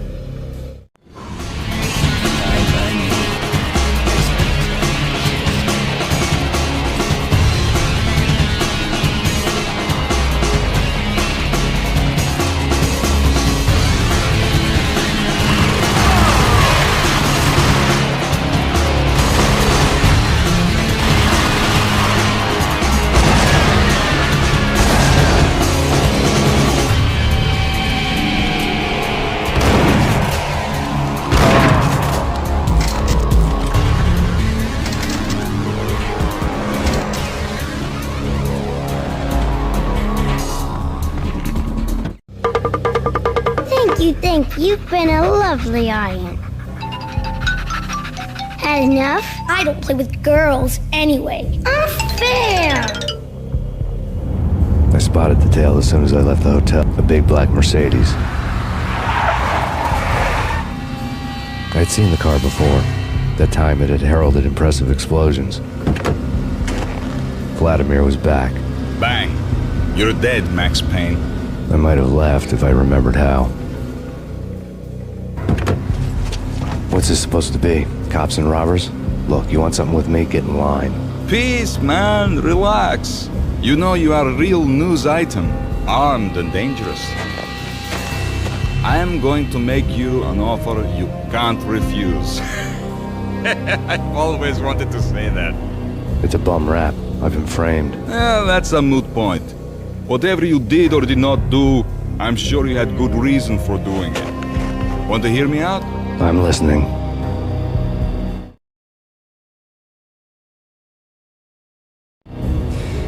Punchinello messing with V is bad for business all around.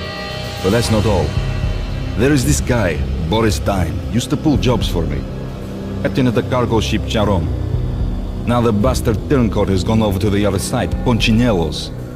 The ship's loaded with high-res hardware, guns, my business. If Punchinello gets hold of that cargo, he's won and I have lost. And you'll have your work cut out for you. If you want to get to Punchinello, you'll need heavy-duty persuaders. I am just the man to get them for you. Change the ship back under my flag, maybe pop 2 in the traitor Dime's head while you're at it. You'll get enough guns to start the apocalypse. You in or out? Let's get this show on the road. Vladimir was one of those old-time bad guys with honor and morals, which made him almost one of the good guys. None of us was a saint. The Brooklyn riverfront was a maze of rusty containers, sharp-boned cranes looming up from the snowstorm. On a night like this, you couldn't help but think of the dark army of dead men sleeping with the fishes, cement shoes in line. No Minotaur lurked in this labyrinth, but somewhere out there, on the clanking deck of his cargo freighter, the skipper of the K-Ron was waiting, like the ferryman of the River Styx.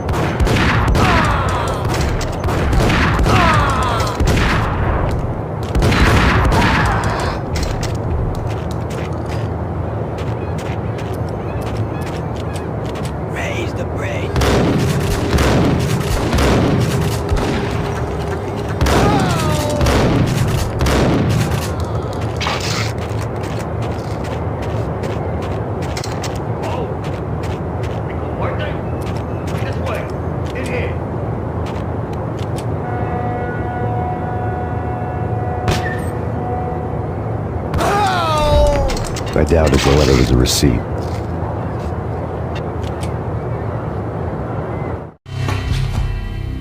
Rico Muerte had come to town to do more than just sort out family troubles. Exhibits number 1, 2, and 3. A briefcase of money, a sniper rifle, and an envelope with one word neatly printed on a folded piece of expensive paper. Mayor. It didn't sound like a mafia contract at all. It was too cold and too to the point.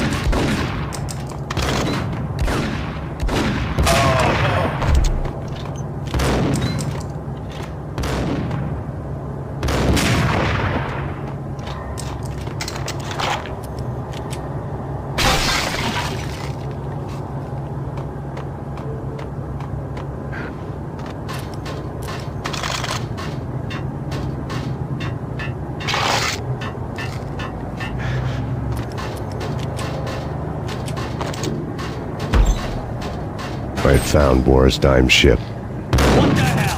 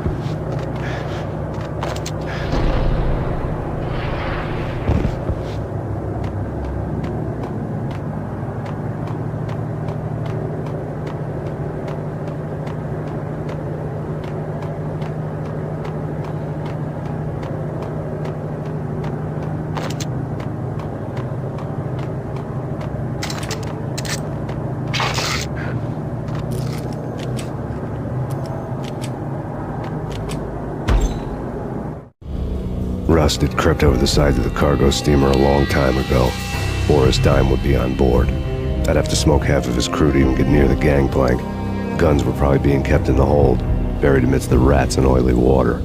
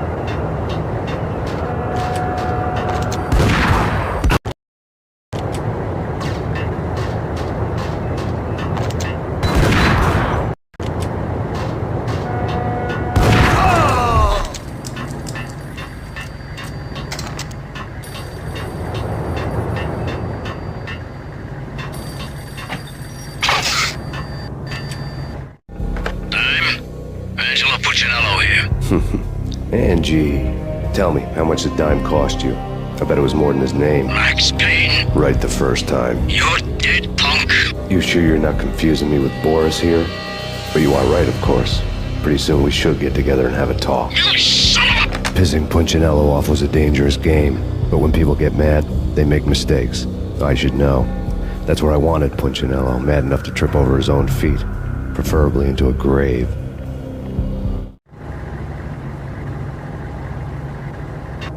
Dime! Dime! Dime! Dime!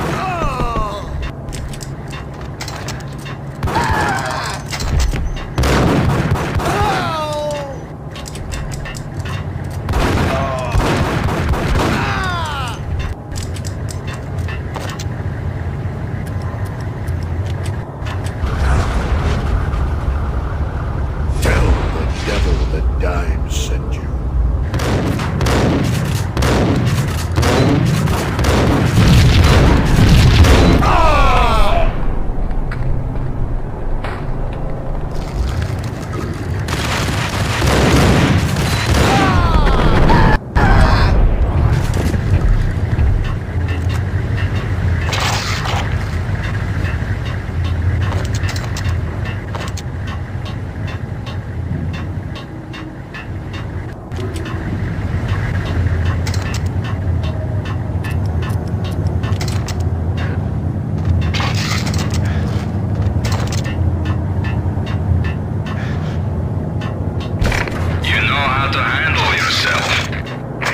Anybody who says different is calling me a liar. Vladimir here. Collect all the guns and ammo you want. Meet me on the bridge afterwards.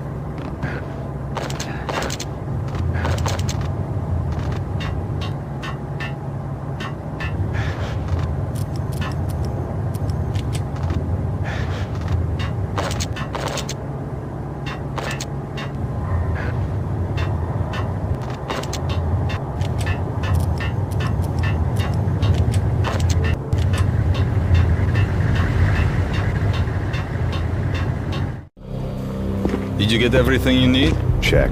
I owe you. Anything you need. This is my solo. When I'm through, Punchinello won't be anybody's problem anymore. Clear as vodka. But anytime you get between a rock and a hard place, just whistle. This could be the beginning of a beautiful friendship. You really get a bang out of this big-time gangster act, don't you?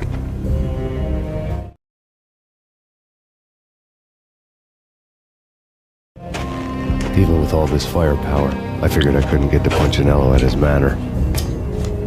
I could only hope that he wouldn't pass a chance to hear me beg to see he's won. This is Max Payne. I want to cut a deal.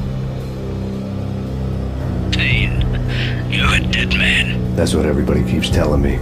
I got your ship and her cargo. I want to meet. No pain, no gain. Capiche? You know my restaurant? Yeah, I know it. 1 hour. Punchinello's restaurant had seen better days.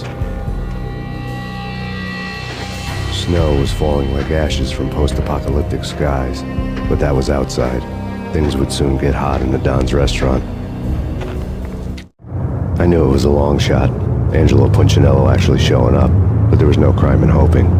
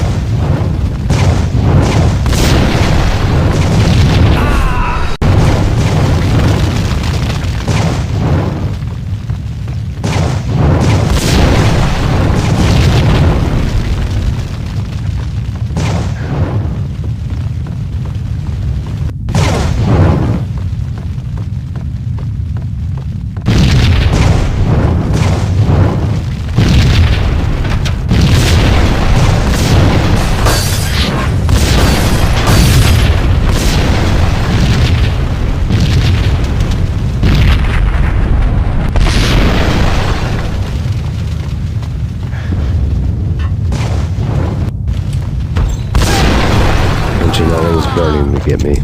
The feeling was mutual. He was trying to put out my flames with gasoline.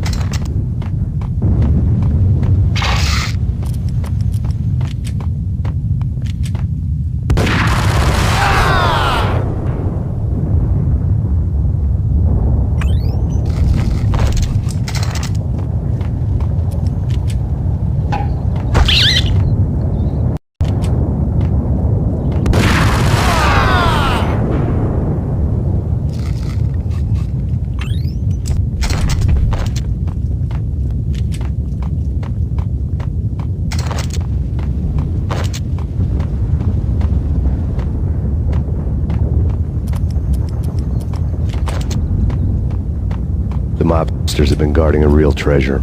The way out of this disco inferno. Mobsters have been guarding a real treasure. The way out of this disco inferno. Payne!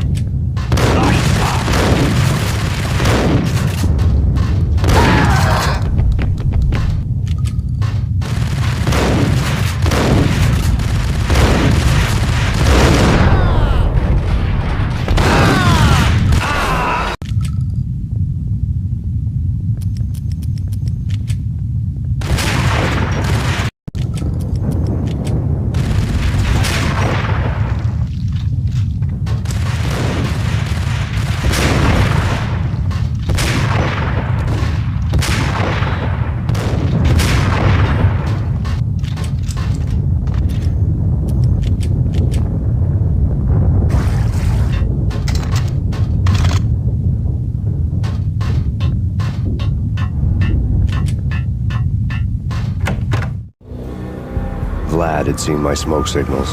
The Mercedes was revving to go, almost drowning out the banshee wail of the sirens. You coming? We'll drop you off at the Punchinello Manor. Sounds good to me. When this is over, look me up. I could use a professional like you. I'll keep that in mind.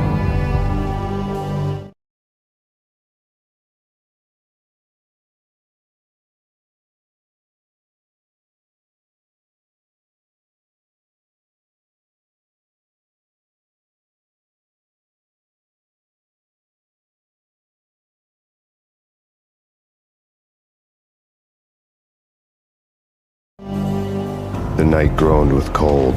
The garden lights flickered nervously. In their light, the falling snow was dead white before the darkness ate it up. I had heard the stories. The trio were mad dogs. They'd have hung the heads over the manor gates if the capo had only let them. Punchinello wanted Payne. They'd see the pain. The trick in my situation was that there was no trick, no matter what the movies tell you. No rules, no secret mantra, no roadmap. It wasn't about how smart you were. It was chaos and luck, and anyone who thought different was a fool. All you could do was to hang on madly, as long and as hard as you could. Someone had graciously left the back door open for me and killed the guards. My money was on Mona. I knew the trio would be standing between me and Punchinello. I had read their rap sheets, thick as phone books. No one would be walking out of here alive. The numbing cold of the broken night had followed me in. Upstairs, the trio tangoed down the manor halls to the silent rhythm of their murderous hearts. The blood of their victims rust on their lips. Vince Mugnano, Pilot Providence, a.k.a. Big Brother, and Joe Deadpan Salem. The pistol was a frozen lump in my hand, piercing the skin, gnawing me to the bone.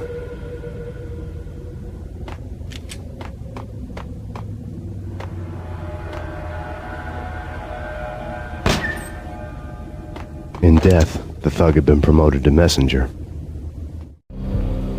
Someone hadn't enjoyed the Don's hospitality. Someone with a flair for the dramatic. Someone who had let herself out of a locked cell and past a couple of armed guards. My thoughts were on Mona again. I could only hope she was a good enough gambler to walk away while she was still winning, before she'd run into the trio.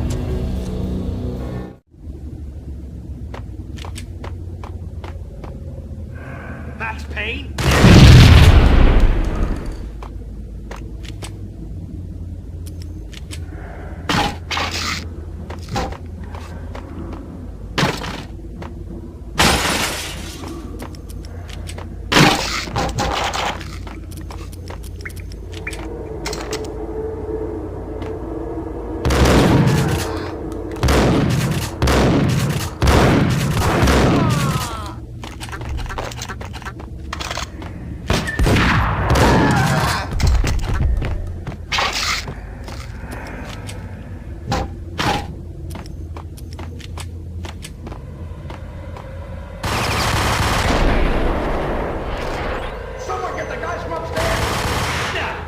No one's going anyplace. Too late for that. He walks in, we waste him. Vinny and John and won't get the credit for this kill.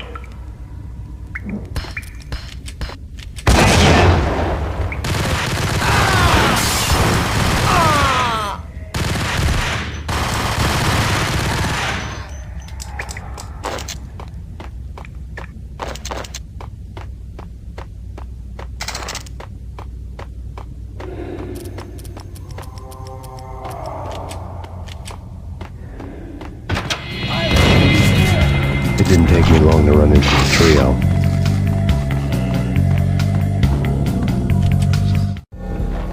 The word on Lisa Punchinello was that she was a bit of a witch. The tarot cards on the kitchen table fit the picture. They weren't my kind of cards, but I was willing to take a crack at the hand Mrs. Punchinello had dealt. The first card was the tower. Maybe that was supposed to be the manor. It got easy after that. The devil was the master of the house, and death was me, coming for him.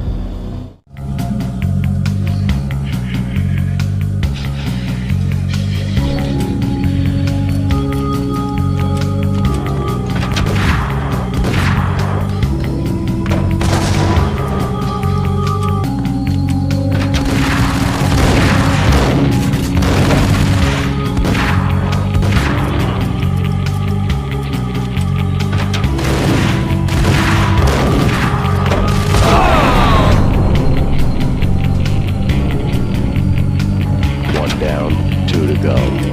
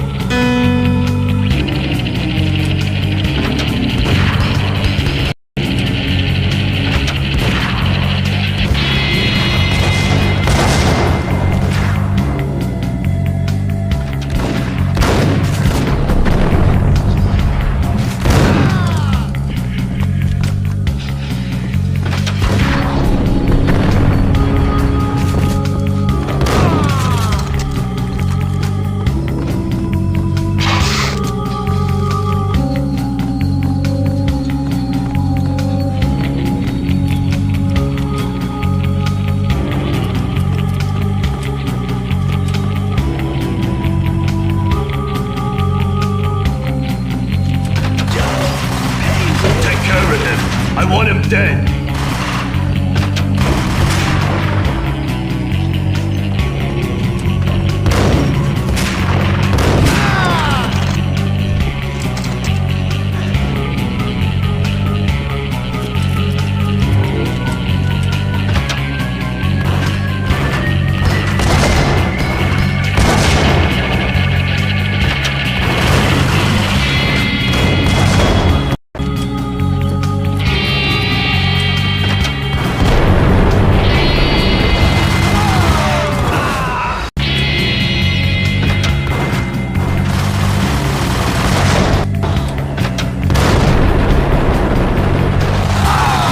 Two down, one to go.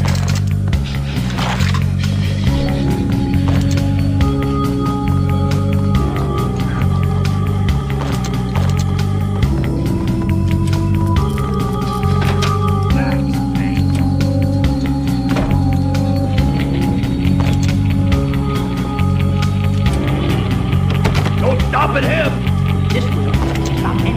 They cover.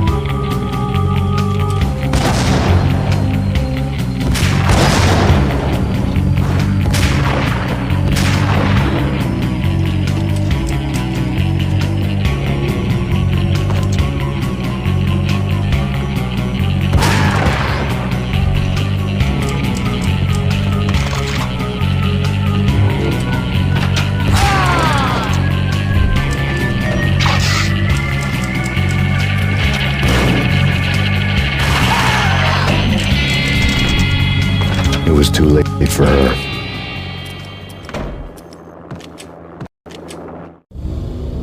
You're a real angel, Max. I couldn't tell whether it was Mona or her sister. The body was a mess. The sick bastard had really gotten a kick out of it. Seeing her lying there got me thinking about another woman's body on another bed. Got me thinking about a fallen cradle.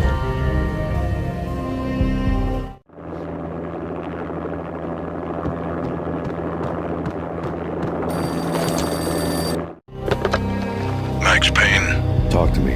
Alfred Woden. You've got company. An armed helicopter just landed on the manor grounds. You must hurry. The more the merrier.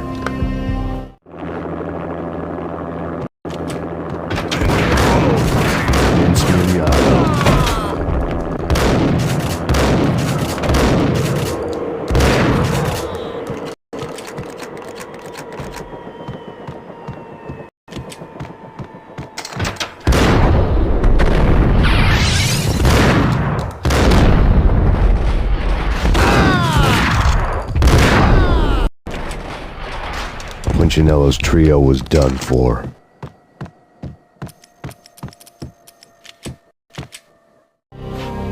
Outside my door. Hurry. He's coming for me. You gotta hurry. Please. I could hear Punchinello on the phone begging for help. He should have been saying his goodbyes. Punchinello was a pushover. The moment I stepped into the room, he folded like a deuce before a royal flush. No, wait. I was just doing what I was told. I couldn't. She's someone high up. Government, maybe. I don't know. He was trying to buy more sand for his hourglass. I wasn't selling any. No, I told him not to.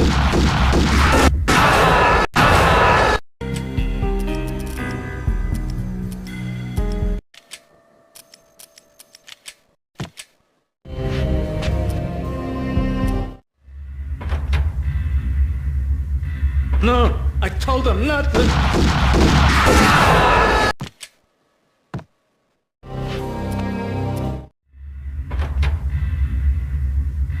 No, I told him not to.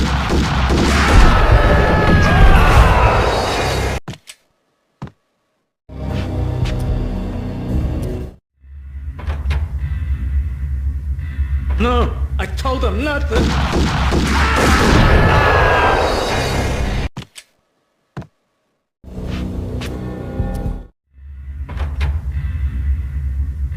No, I told him not to.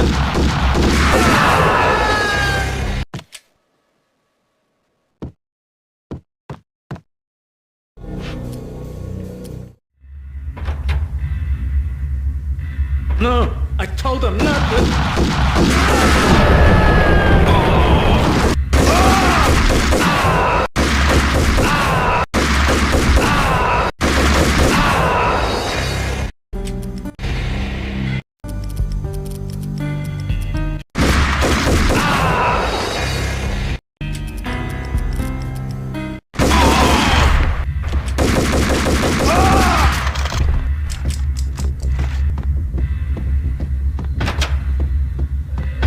Drop it.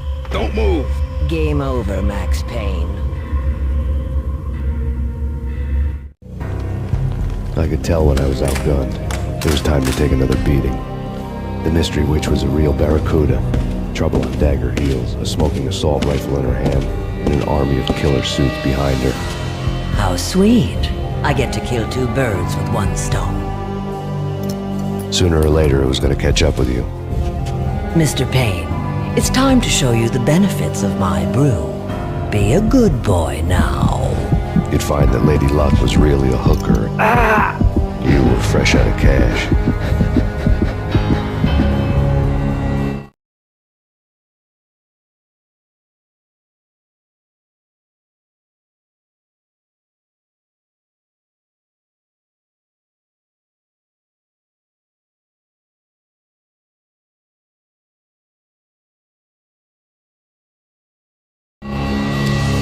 Gentlemen, we're done here. Take me to Cold Steel.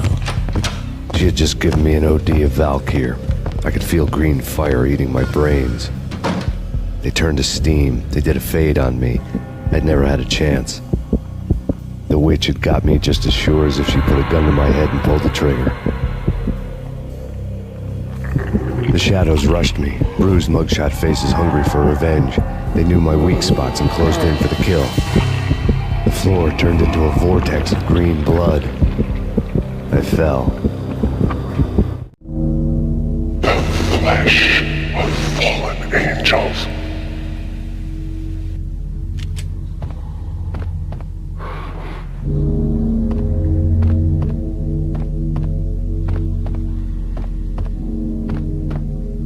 Who's there? Max? Max, is that you? Max? Where are you, Max? Please.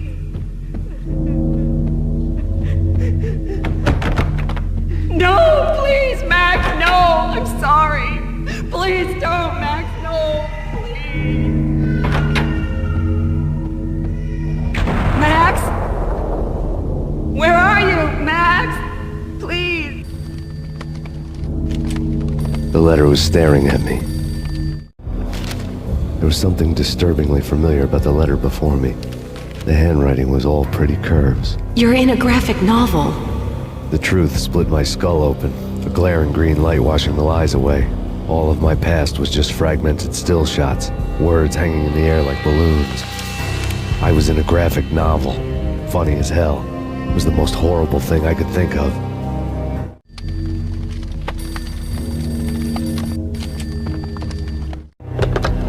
Bartender is shiny stuff and dreams are made of stooped necromancers. He sings like a banana wrist, having strayed too close to the constellations on their shaved skulls. There was a bad line in a prank call. Someone spouting insane babble. I couldn't make sense of it. But I had an overwhelming sense of deja vu. The caller's voice sounded oddly familiar.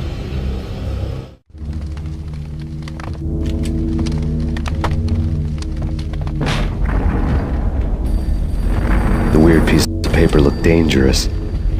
There was something disturbingly familiar about the letter before me. The handwriting was all pretty curves. You're in a computer game, Max.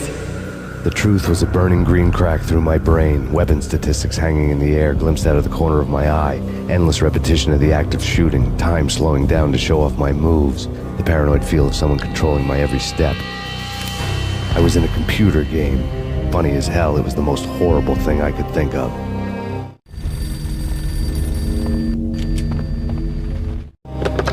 Don't lose it. It's Valkyr. The drug. Snap out of it. Try to remember. It was a bad line in a prank call, someone spouting insane babble. I couldn't make sense of it. But I had an overwhelming sense of deja vu, and the caller's voice sounded oddly familiar.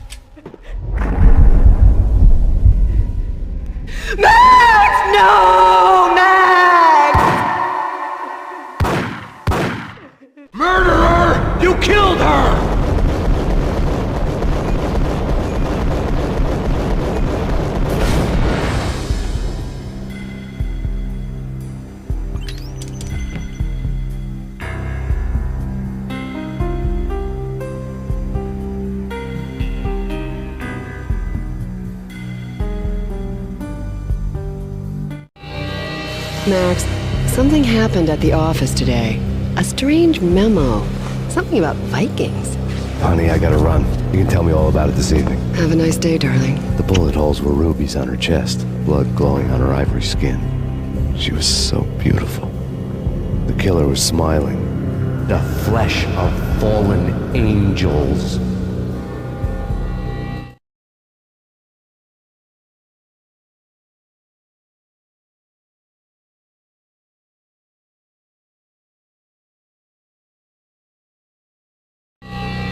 Slowly, the green nightmare faded, leaving dark stains on my soul that would never come off. I felt like flatlining. I was all shook up.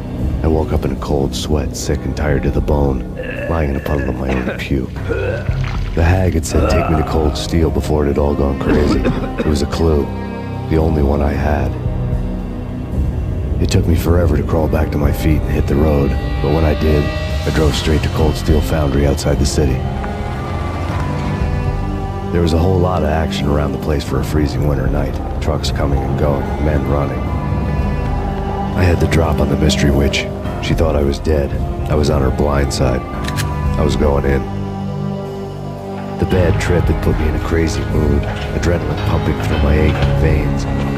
Staggering on the mill roof in ice and snow and wild wind was a ninja. My kung fu was strong. I wasn't kidding anybody. At best, I was Superman on kryptonite about to fall through a skylight, down to where it was all going down. A half-abandoned industrial area in the middle of nowhere. The factory was a perfect front for any number of illegal activities.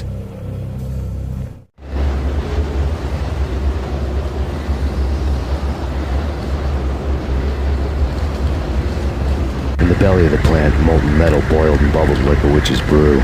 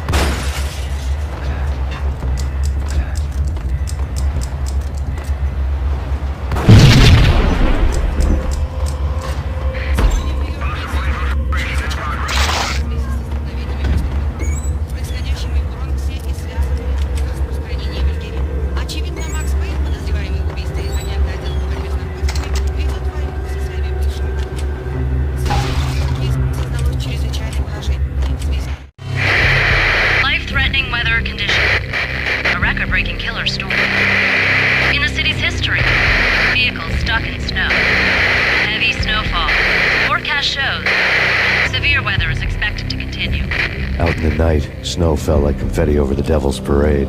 The storm was anything but over.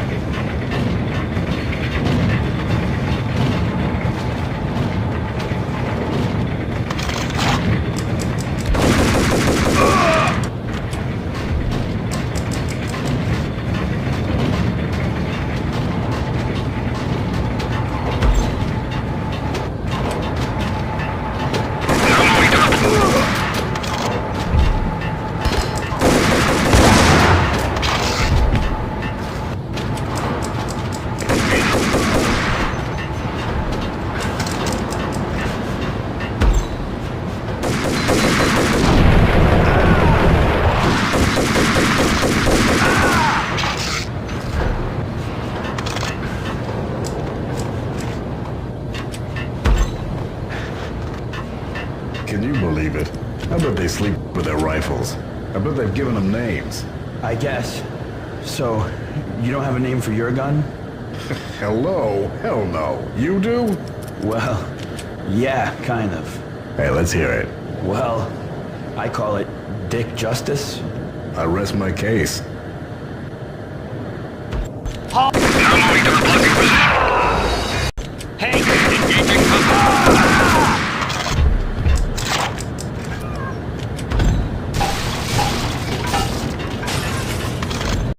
Hey!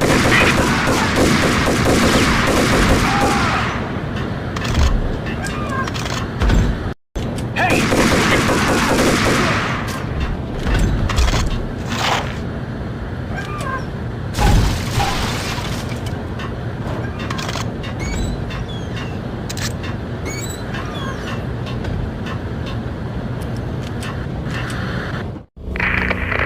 Perimeter breached. The facility has been compromised. Repeat, the Deep Six has been compromised. Initiate Operation Deadeye. The walkie-talkie military lingo could mean only one thing. They were getting ready to destroy the evidence and vanish into the night. I was so close. The hidden truths were just around the corner.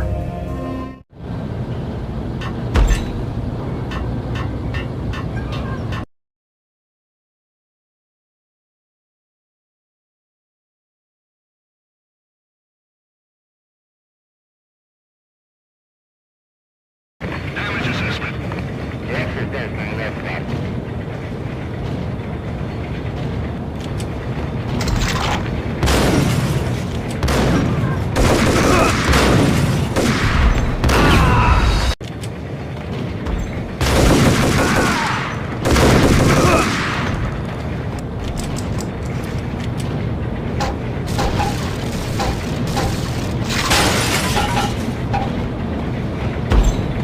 The folder on the table told a grim tale.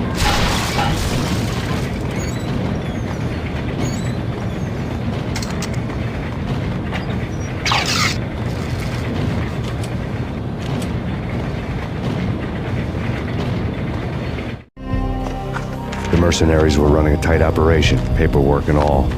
Merchandise missing again. A chemist had tried to smuggle it out for his own private party.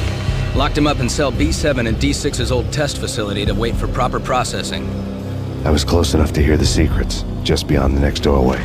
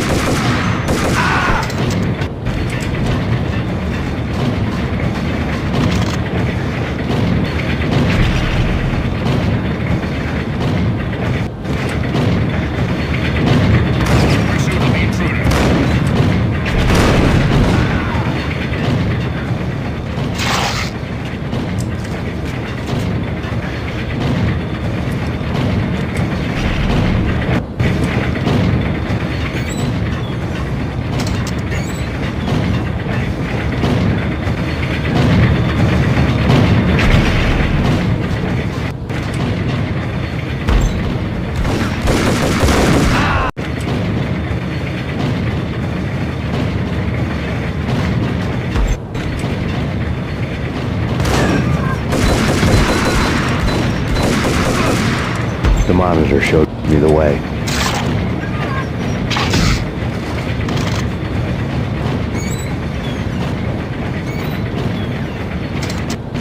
Processing diagrams filled the control room screens, all but one. An elevator titled D6 on one of the screens, somewhere onwards, past rows of ovens, in the core of the plant.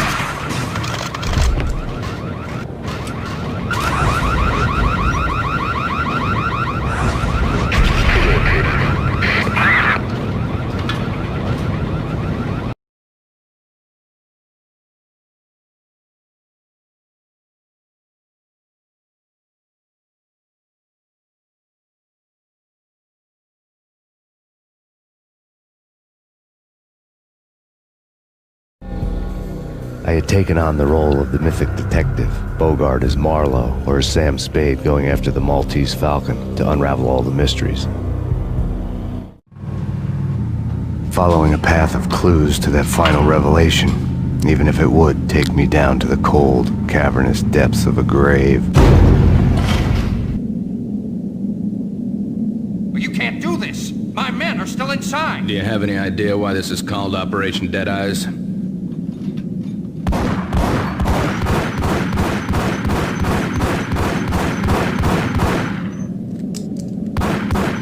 I think he's dead already. Let's do it.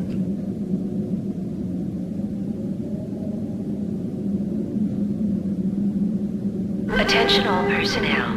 The self-destruction sequence has been initiated.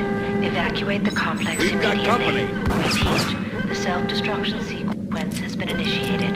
Proceed to the nearest exit immediately.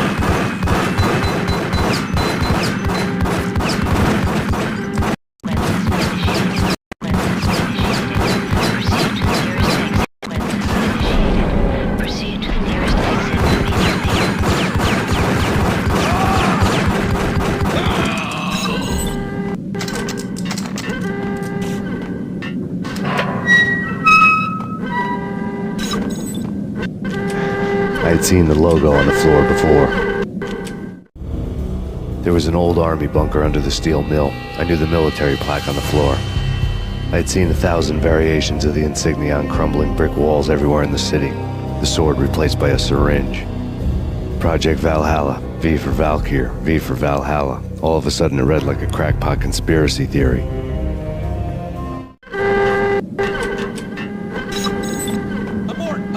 Self-destruction sequence has been initiated.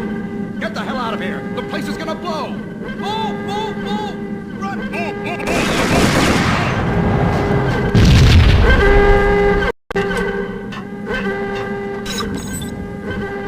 Abort, abort. The self-destruction sequence has been initiated.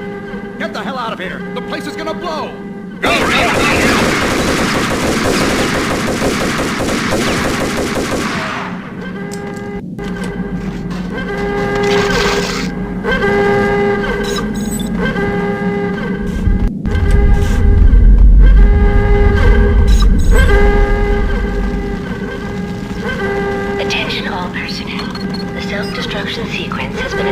Like everything else in the Valkyr's case, the door code was a mystery to me. The chemist had been using the workstation when he died. The half-life of the lab rat had ended online, his password blinking on the screen. 665, the neighbor of the beast.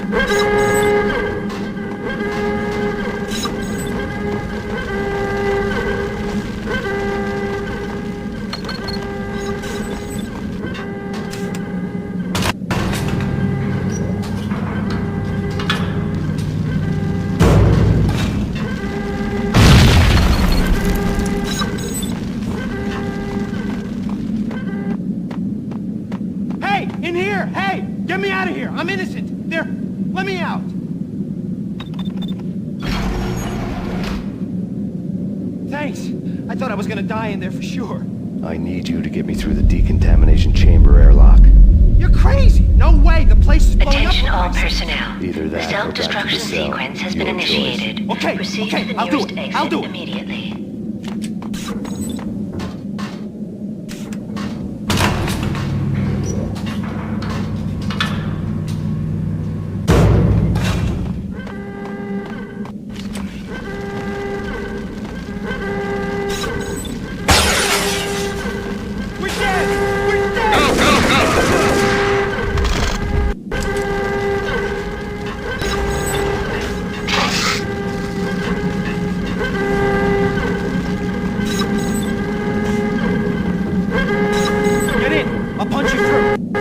You can go. You're a free man. Decontamination in progress. Bad. Decontamination.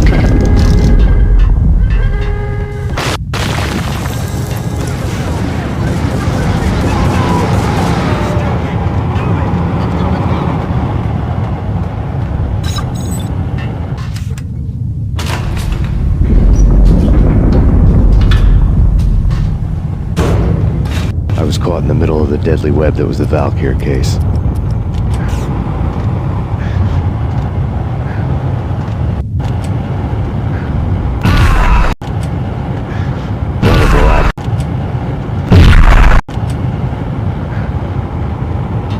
One of the lab terminals had the project logo on the screen. Top secret. Project Valhalla. U.S. Army. Yggdrasil Network.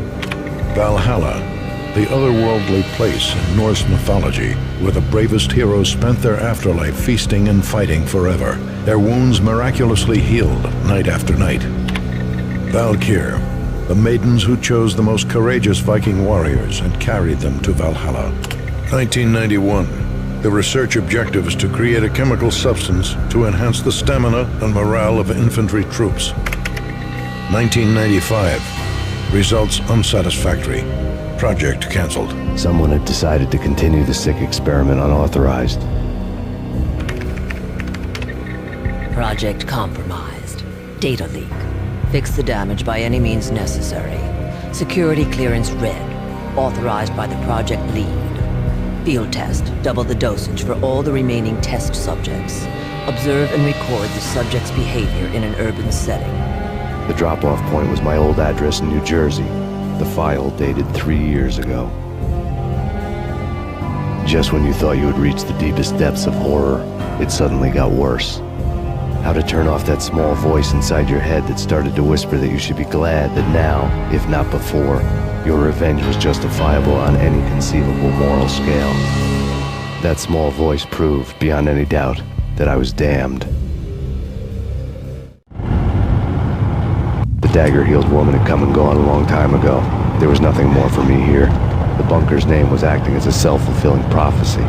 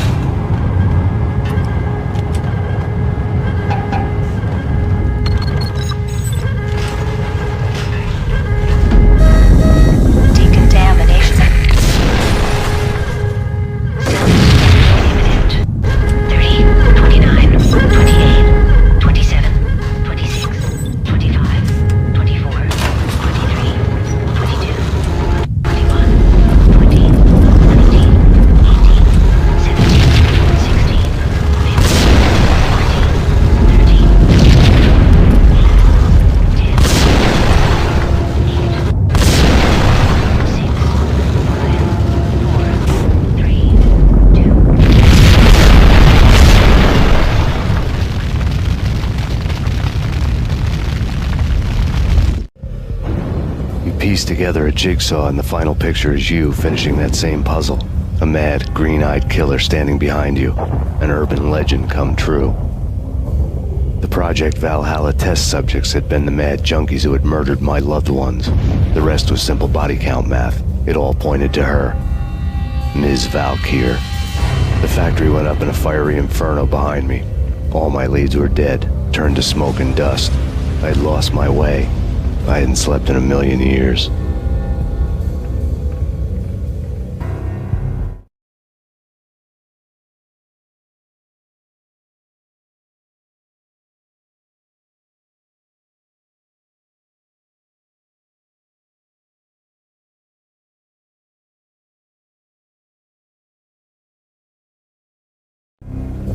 I felt thin as death. I've been living on an endless supply of week-old donuts. They were fuel for this crazy furnace inside my head. I couldn't remember when I had last seen the sun. I was on a permanent graveyard shift. When the darkness fell, New York City became something else, any old Sinatra song notwithstanding. Bad things happened in the night, on the streets of that other city, Noir York City. I was in an all-night diner, downing cup after cup of coffee that tasted like engine oil, when a new message from BB got me back on the killer track. What the hell happened at Roscoe Street? Maxie, I'm going out on a limb here. We need to talk this through, come up with a plan. 2:30 a.m., the Choir Communications Garage. The more I thought about Alex's murder and the frame-up, the more it felt like an inside job. I should have seen it coming. BB had sold me out, and now he wanted to finish what he'd started. The garage was dead. BB showed up in his tailor-made suit, gold watch and cufflinks to match, all way beyond a cop's pay. Maxie. Oozing suave charm, he was guilty as hell. What does BB stand for anyway? Backstabbing bastard? Come on, don't be like that. Have a cigar. I don't smoke. Maxie, you have no idea how big this is. It's huge. You have no idea. I think I do. You're a bribe-taking bent cop who sold out his partner. Those mobsters in the subway were a dead giveaway. Hard to miss. Bet it was exactly like this with Alex. Up close and personal. You can't win this one, Max. No, but I can make damn sure none of you do either. BB turned out to be another cardboard cutout bad guy.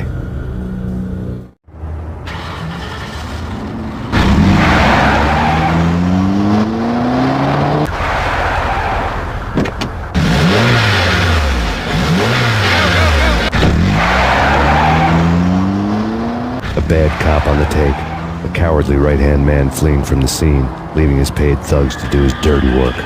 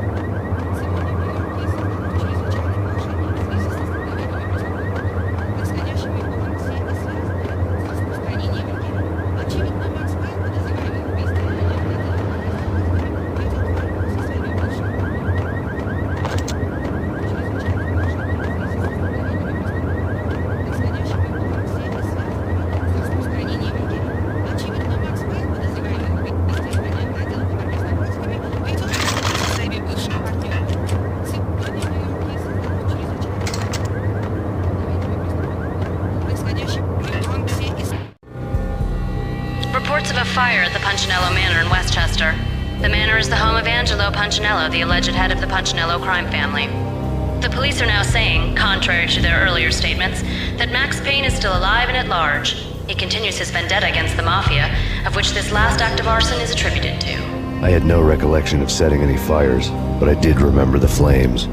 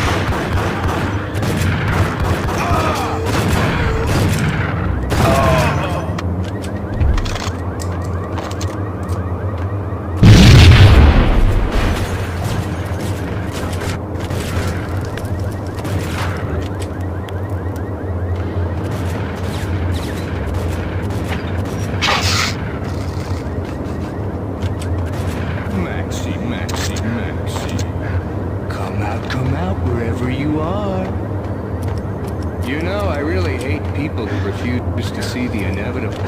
Refuse to do the smart thing. Refuse to see the inevitable. Refuse to do the smart thing.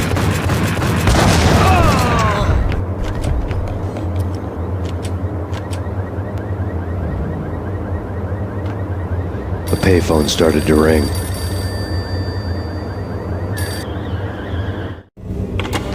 Yeah.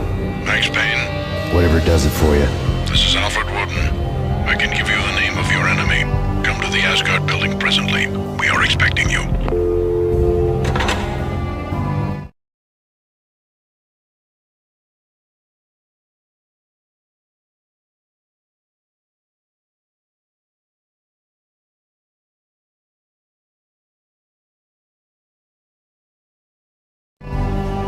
Woden was waiting for me on the steps of the old building.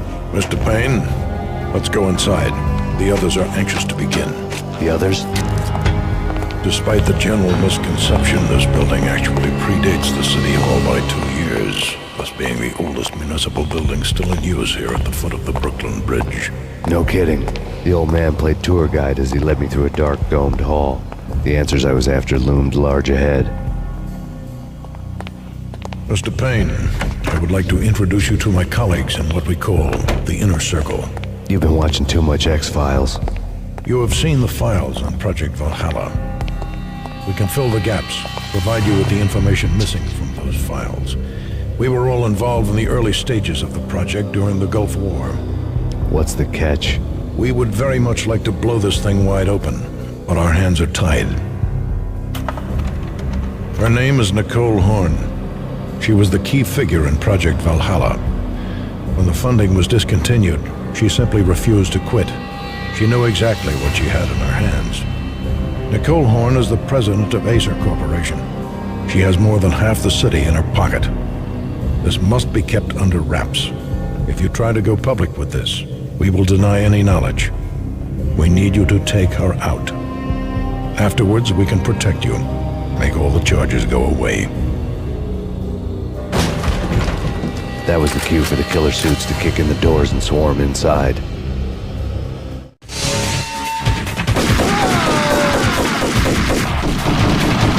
It was an impressive floor show, but I decided to leave early anyway. It was only a one-story fall. Lucky me.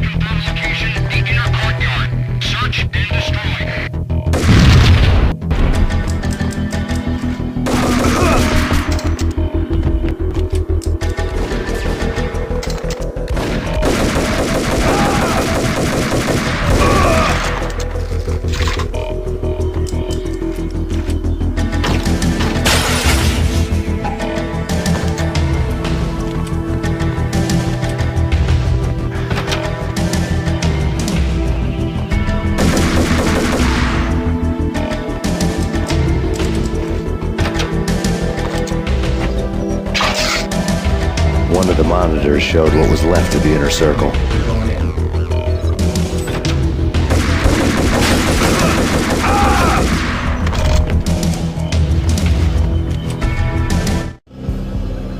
On screen, the so-called corpse of Alfred Woden stood up, miraculously waking from his dirt nap, looking smug among his dead pals. In the land of the blind, the one-eyed man is king. I didn't know how he'd pulled it off, but it was a pretty slick way to get out of all his promises. Most of what he had said fit too well to be a load of crap.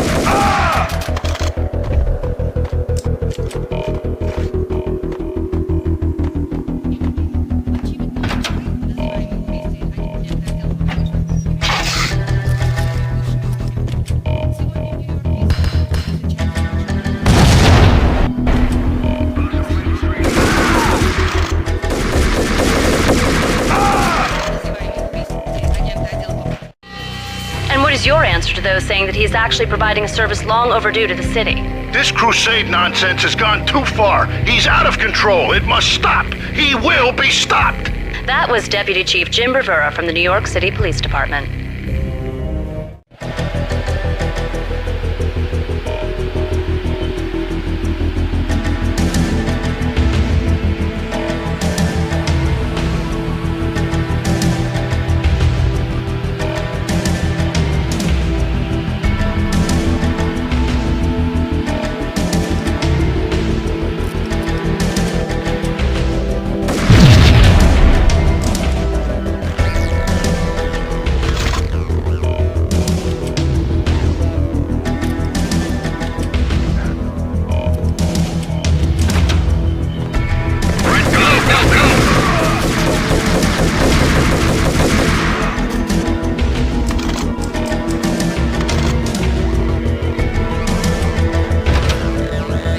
tape lay on the desk.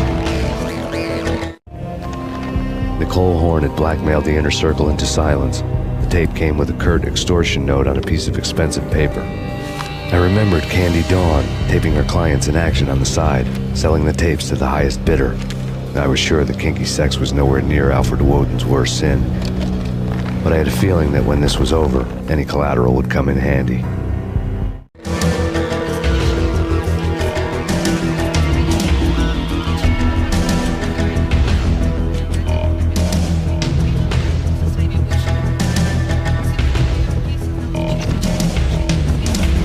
Woden had left me a present. Woden had taken care of my mission preps with military precision. The critical areas in the Acer Corporation headquarters blueprints were circled in red. The president's office was at the top of the building, right below her penthouse suite. The elevators were controlled by a security computer, part of the mainframe located underground below the building. The high-rise was sealed as tight as a sci-fi fortress.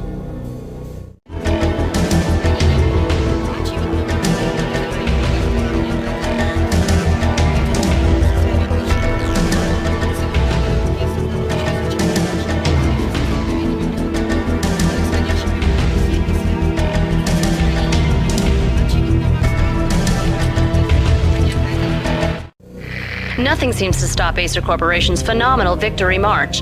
Incredibly, the stocks are still rocketing. Worried experts already see a danger in the company's success. Some have gone as far as to say that Acer Corporation is about to become an even bigger monopoly than Microsoft ever was.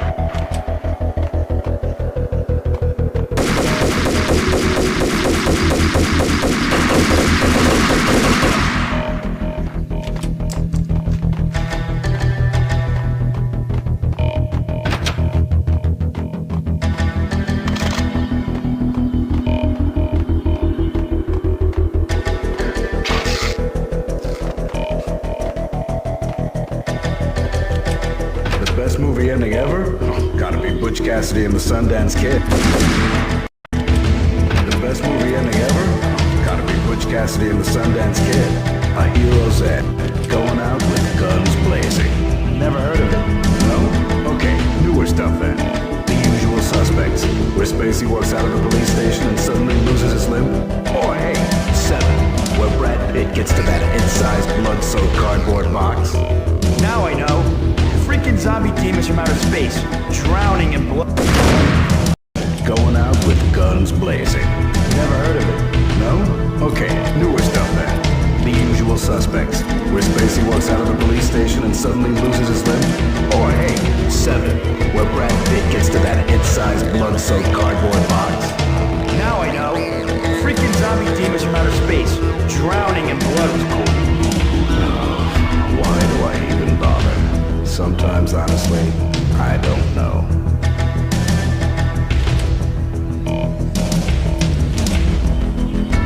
What the? Hold it!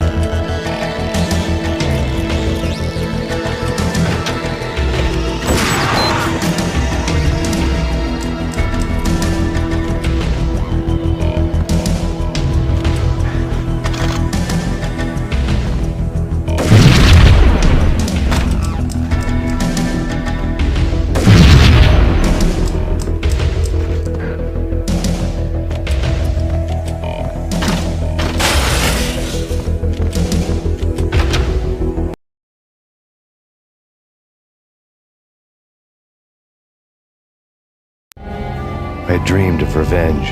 Those dreams were always nightmares, of coming close and then failing. Now I was close.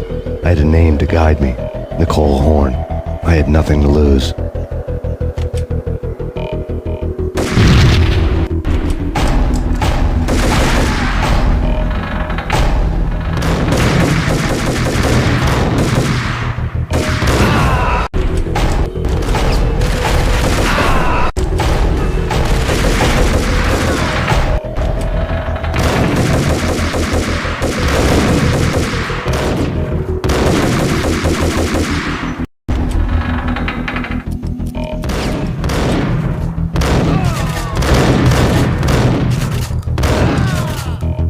The Inner Circle had quite a track record.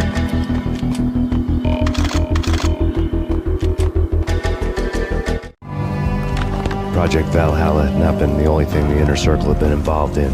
There were rows of cabinets full of files. The Serpentine Secret Society went back a long way, always pulling strings from the shadows.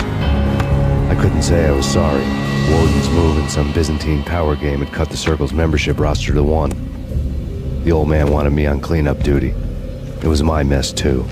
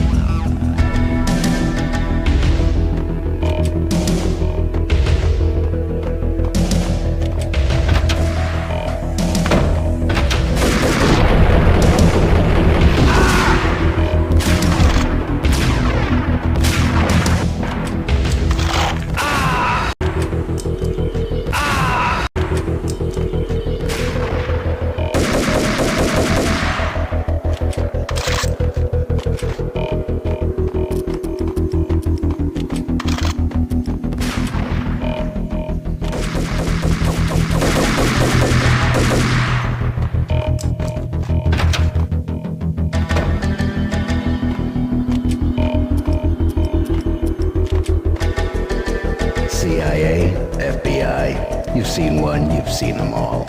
Sure, good for a practice run. But this, working for her, oh, this is the real thing. The money's astronomical. And best of all, you get to kill any scumbag who gets in your way. License to kill, like James Bond.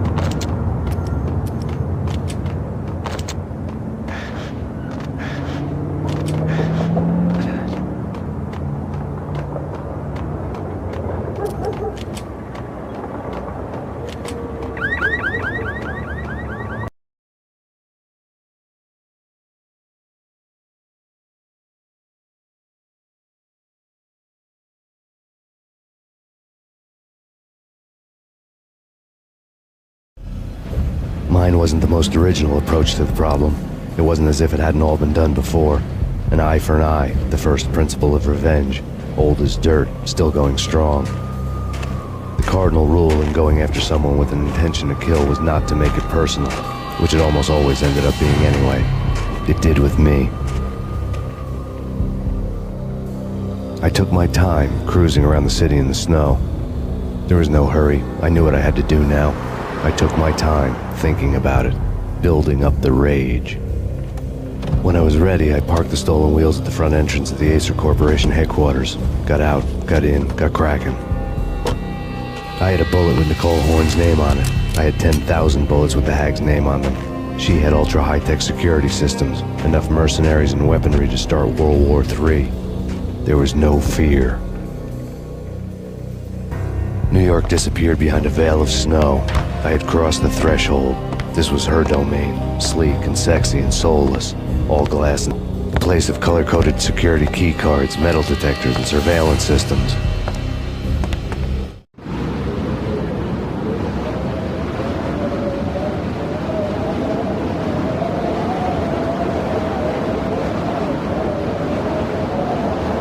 Colder than a walk-in fridge, cold as a gun.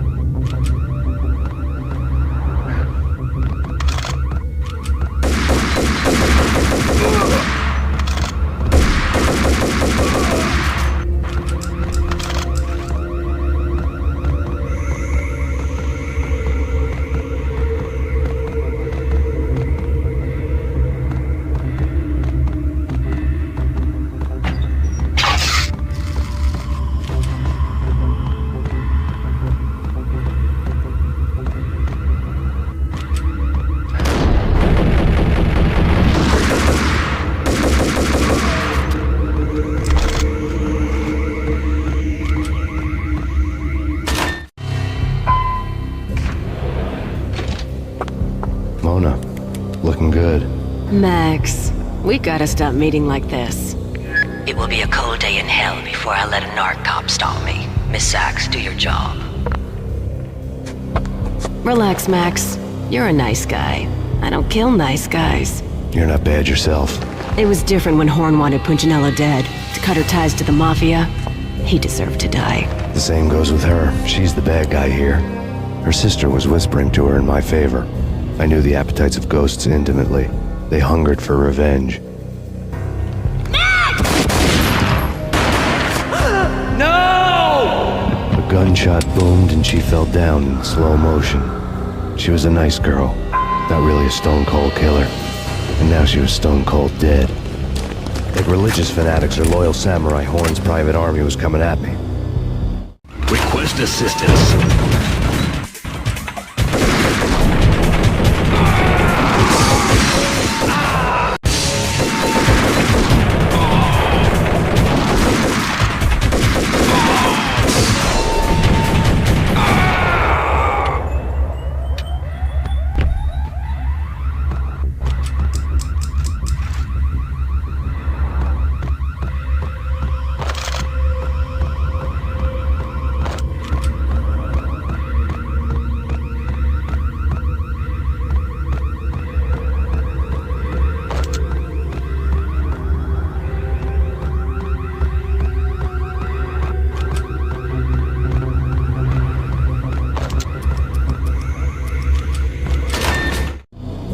When the elevator came back down, Mona was gone. There was a lot of blood, but no body.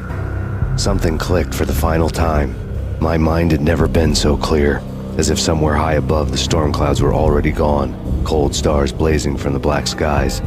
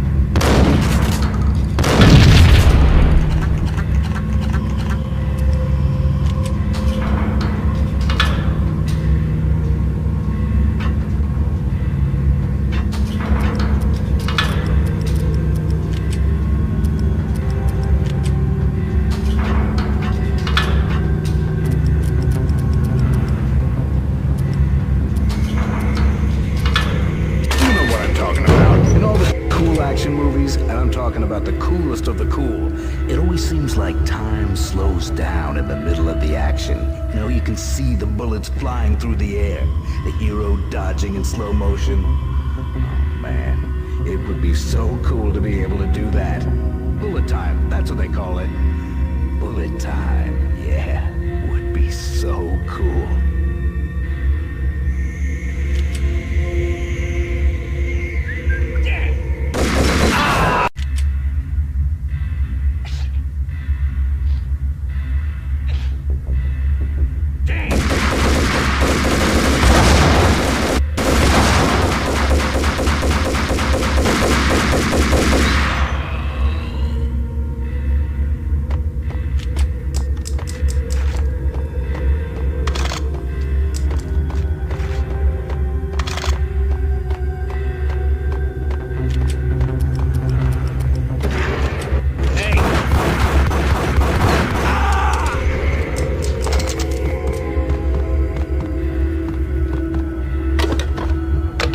I had elevator access.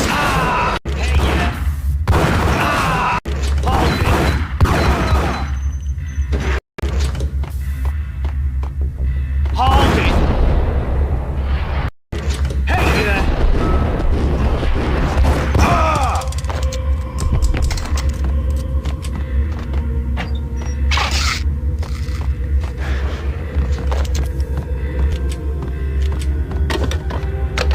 I had elevator access to the mainframe. From there, I'd be able to override the security locks and get to her office.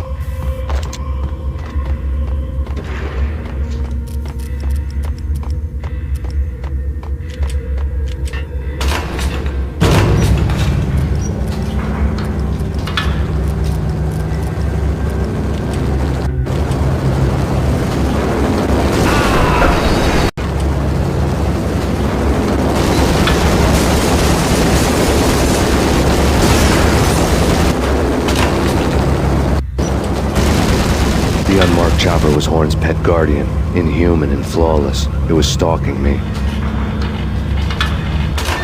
Stereotyped. I'm not a cold-blooded killer. I'm a nice guy. I love my wife. I have 2 boys I'm very proud of. You just have to make the ends meet. And if that means I have to shoot someone now and then, hey, it's just my job from 9 to 5. Well, not quite from 9 to 5, but I hear you.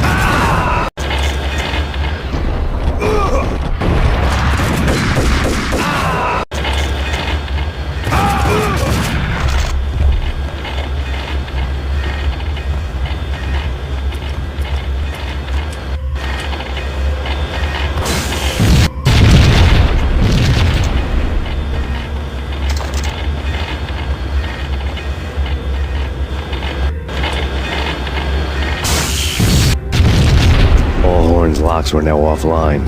All bets were off. The elevator would take me all the way up.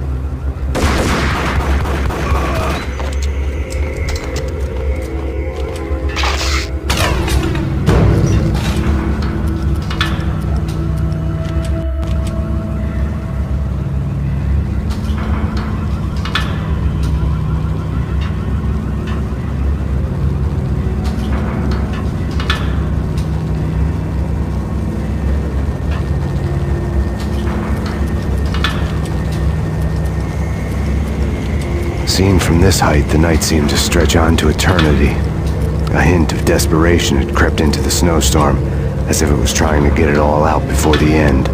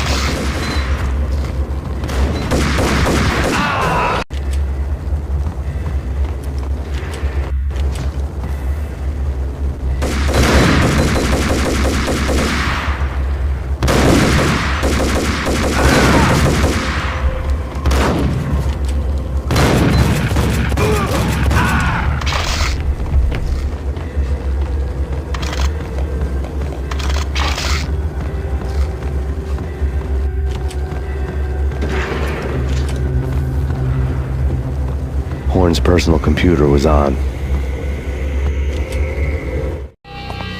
Next to the printer was a neat stack of expensive paper.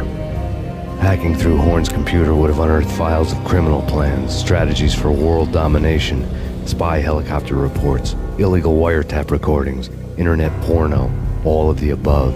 Take your pick. I really didn't care anymore. I had seen too much of it already.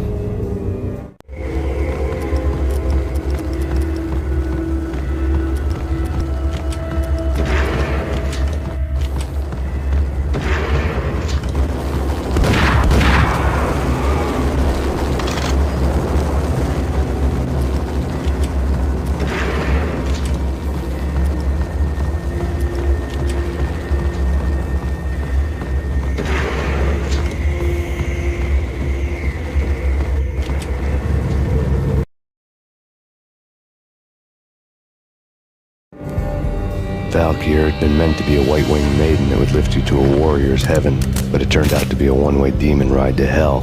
The devil was in the drug. I knew. I had met him.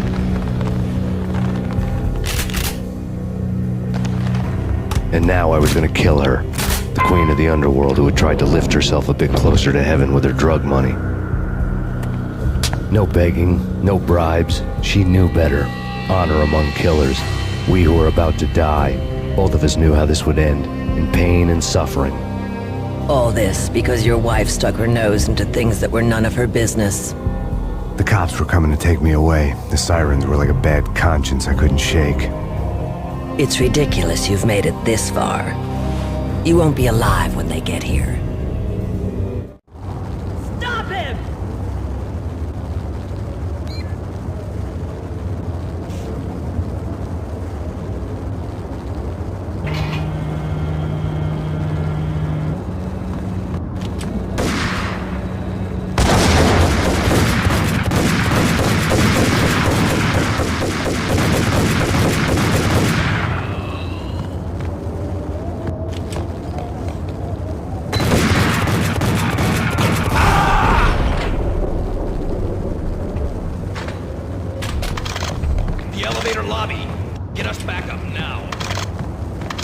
Max Payne, this is futile. A waste of time. The deaths of your wife and daughter were necessary. Inevitable. It is done. You cannot bring them back. Nothing you do will make it any better.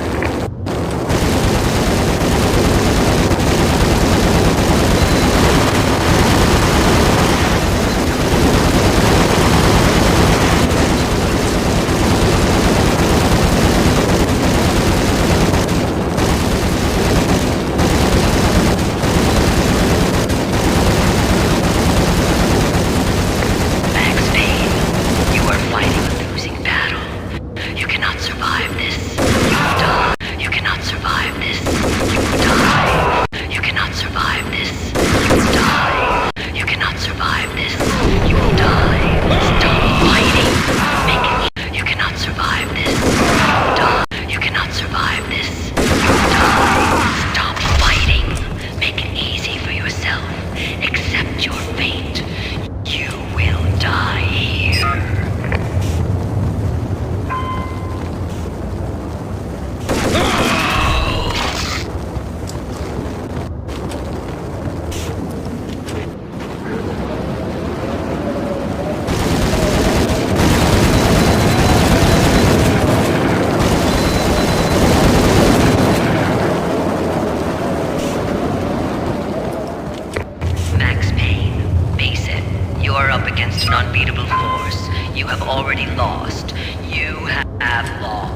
Only death will set you free from your pain.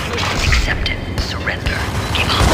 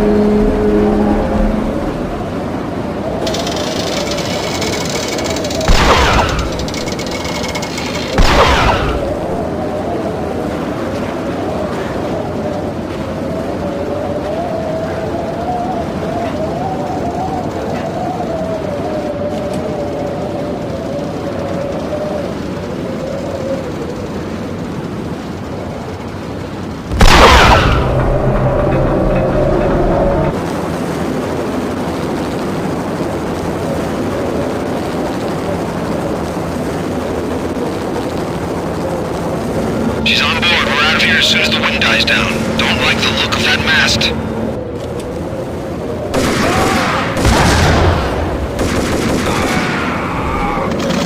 Lift off in 1 minute.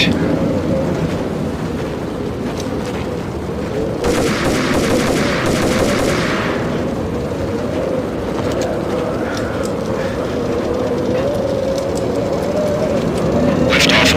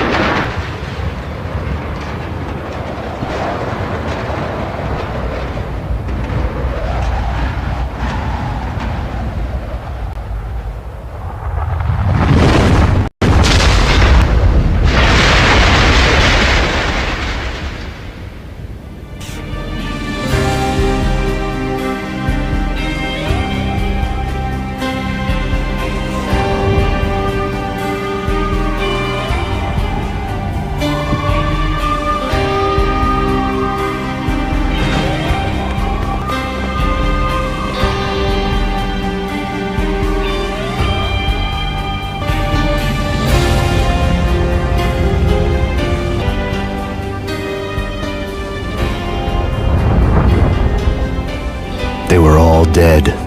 The final gunshot was an exclamation mark to everything that hit his point. I released my finger from the trigger. And then it was all over. The storm seemed to lose its frenzy. The ragged clouds gave way to the stars above. Max Payne, this is Deputy Chief Jim Bravura from the NYPD. We've got the building surrounded. Throw down your weapons and lie down with your hands behind your head. A bit closer to heaven.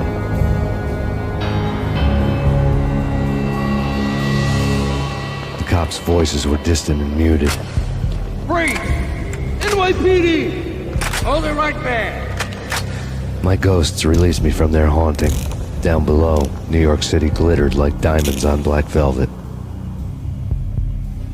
You gave us one hell of a ride. Take him down to Central Booking. You heard the man. Woden was there in the crowd, standing by the sidelines. It wouldn't be over till the man with the patch would say so.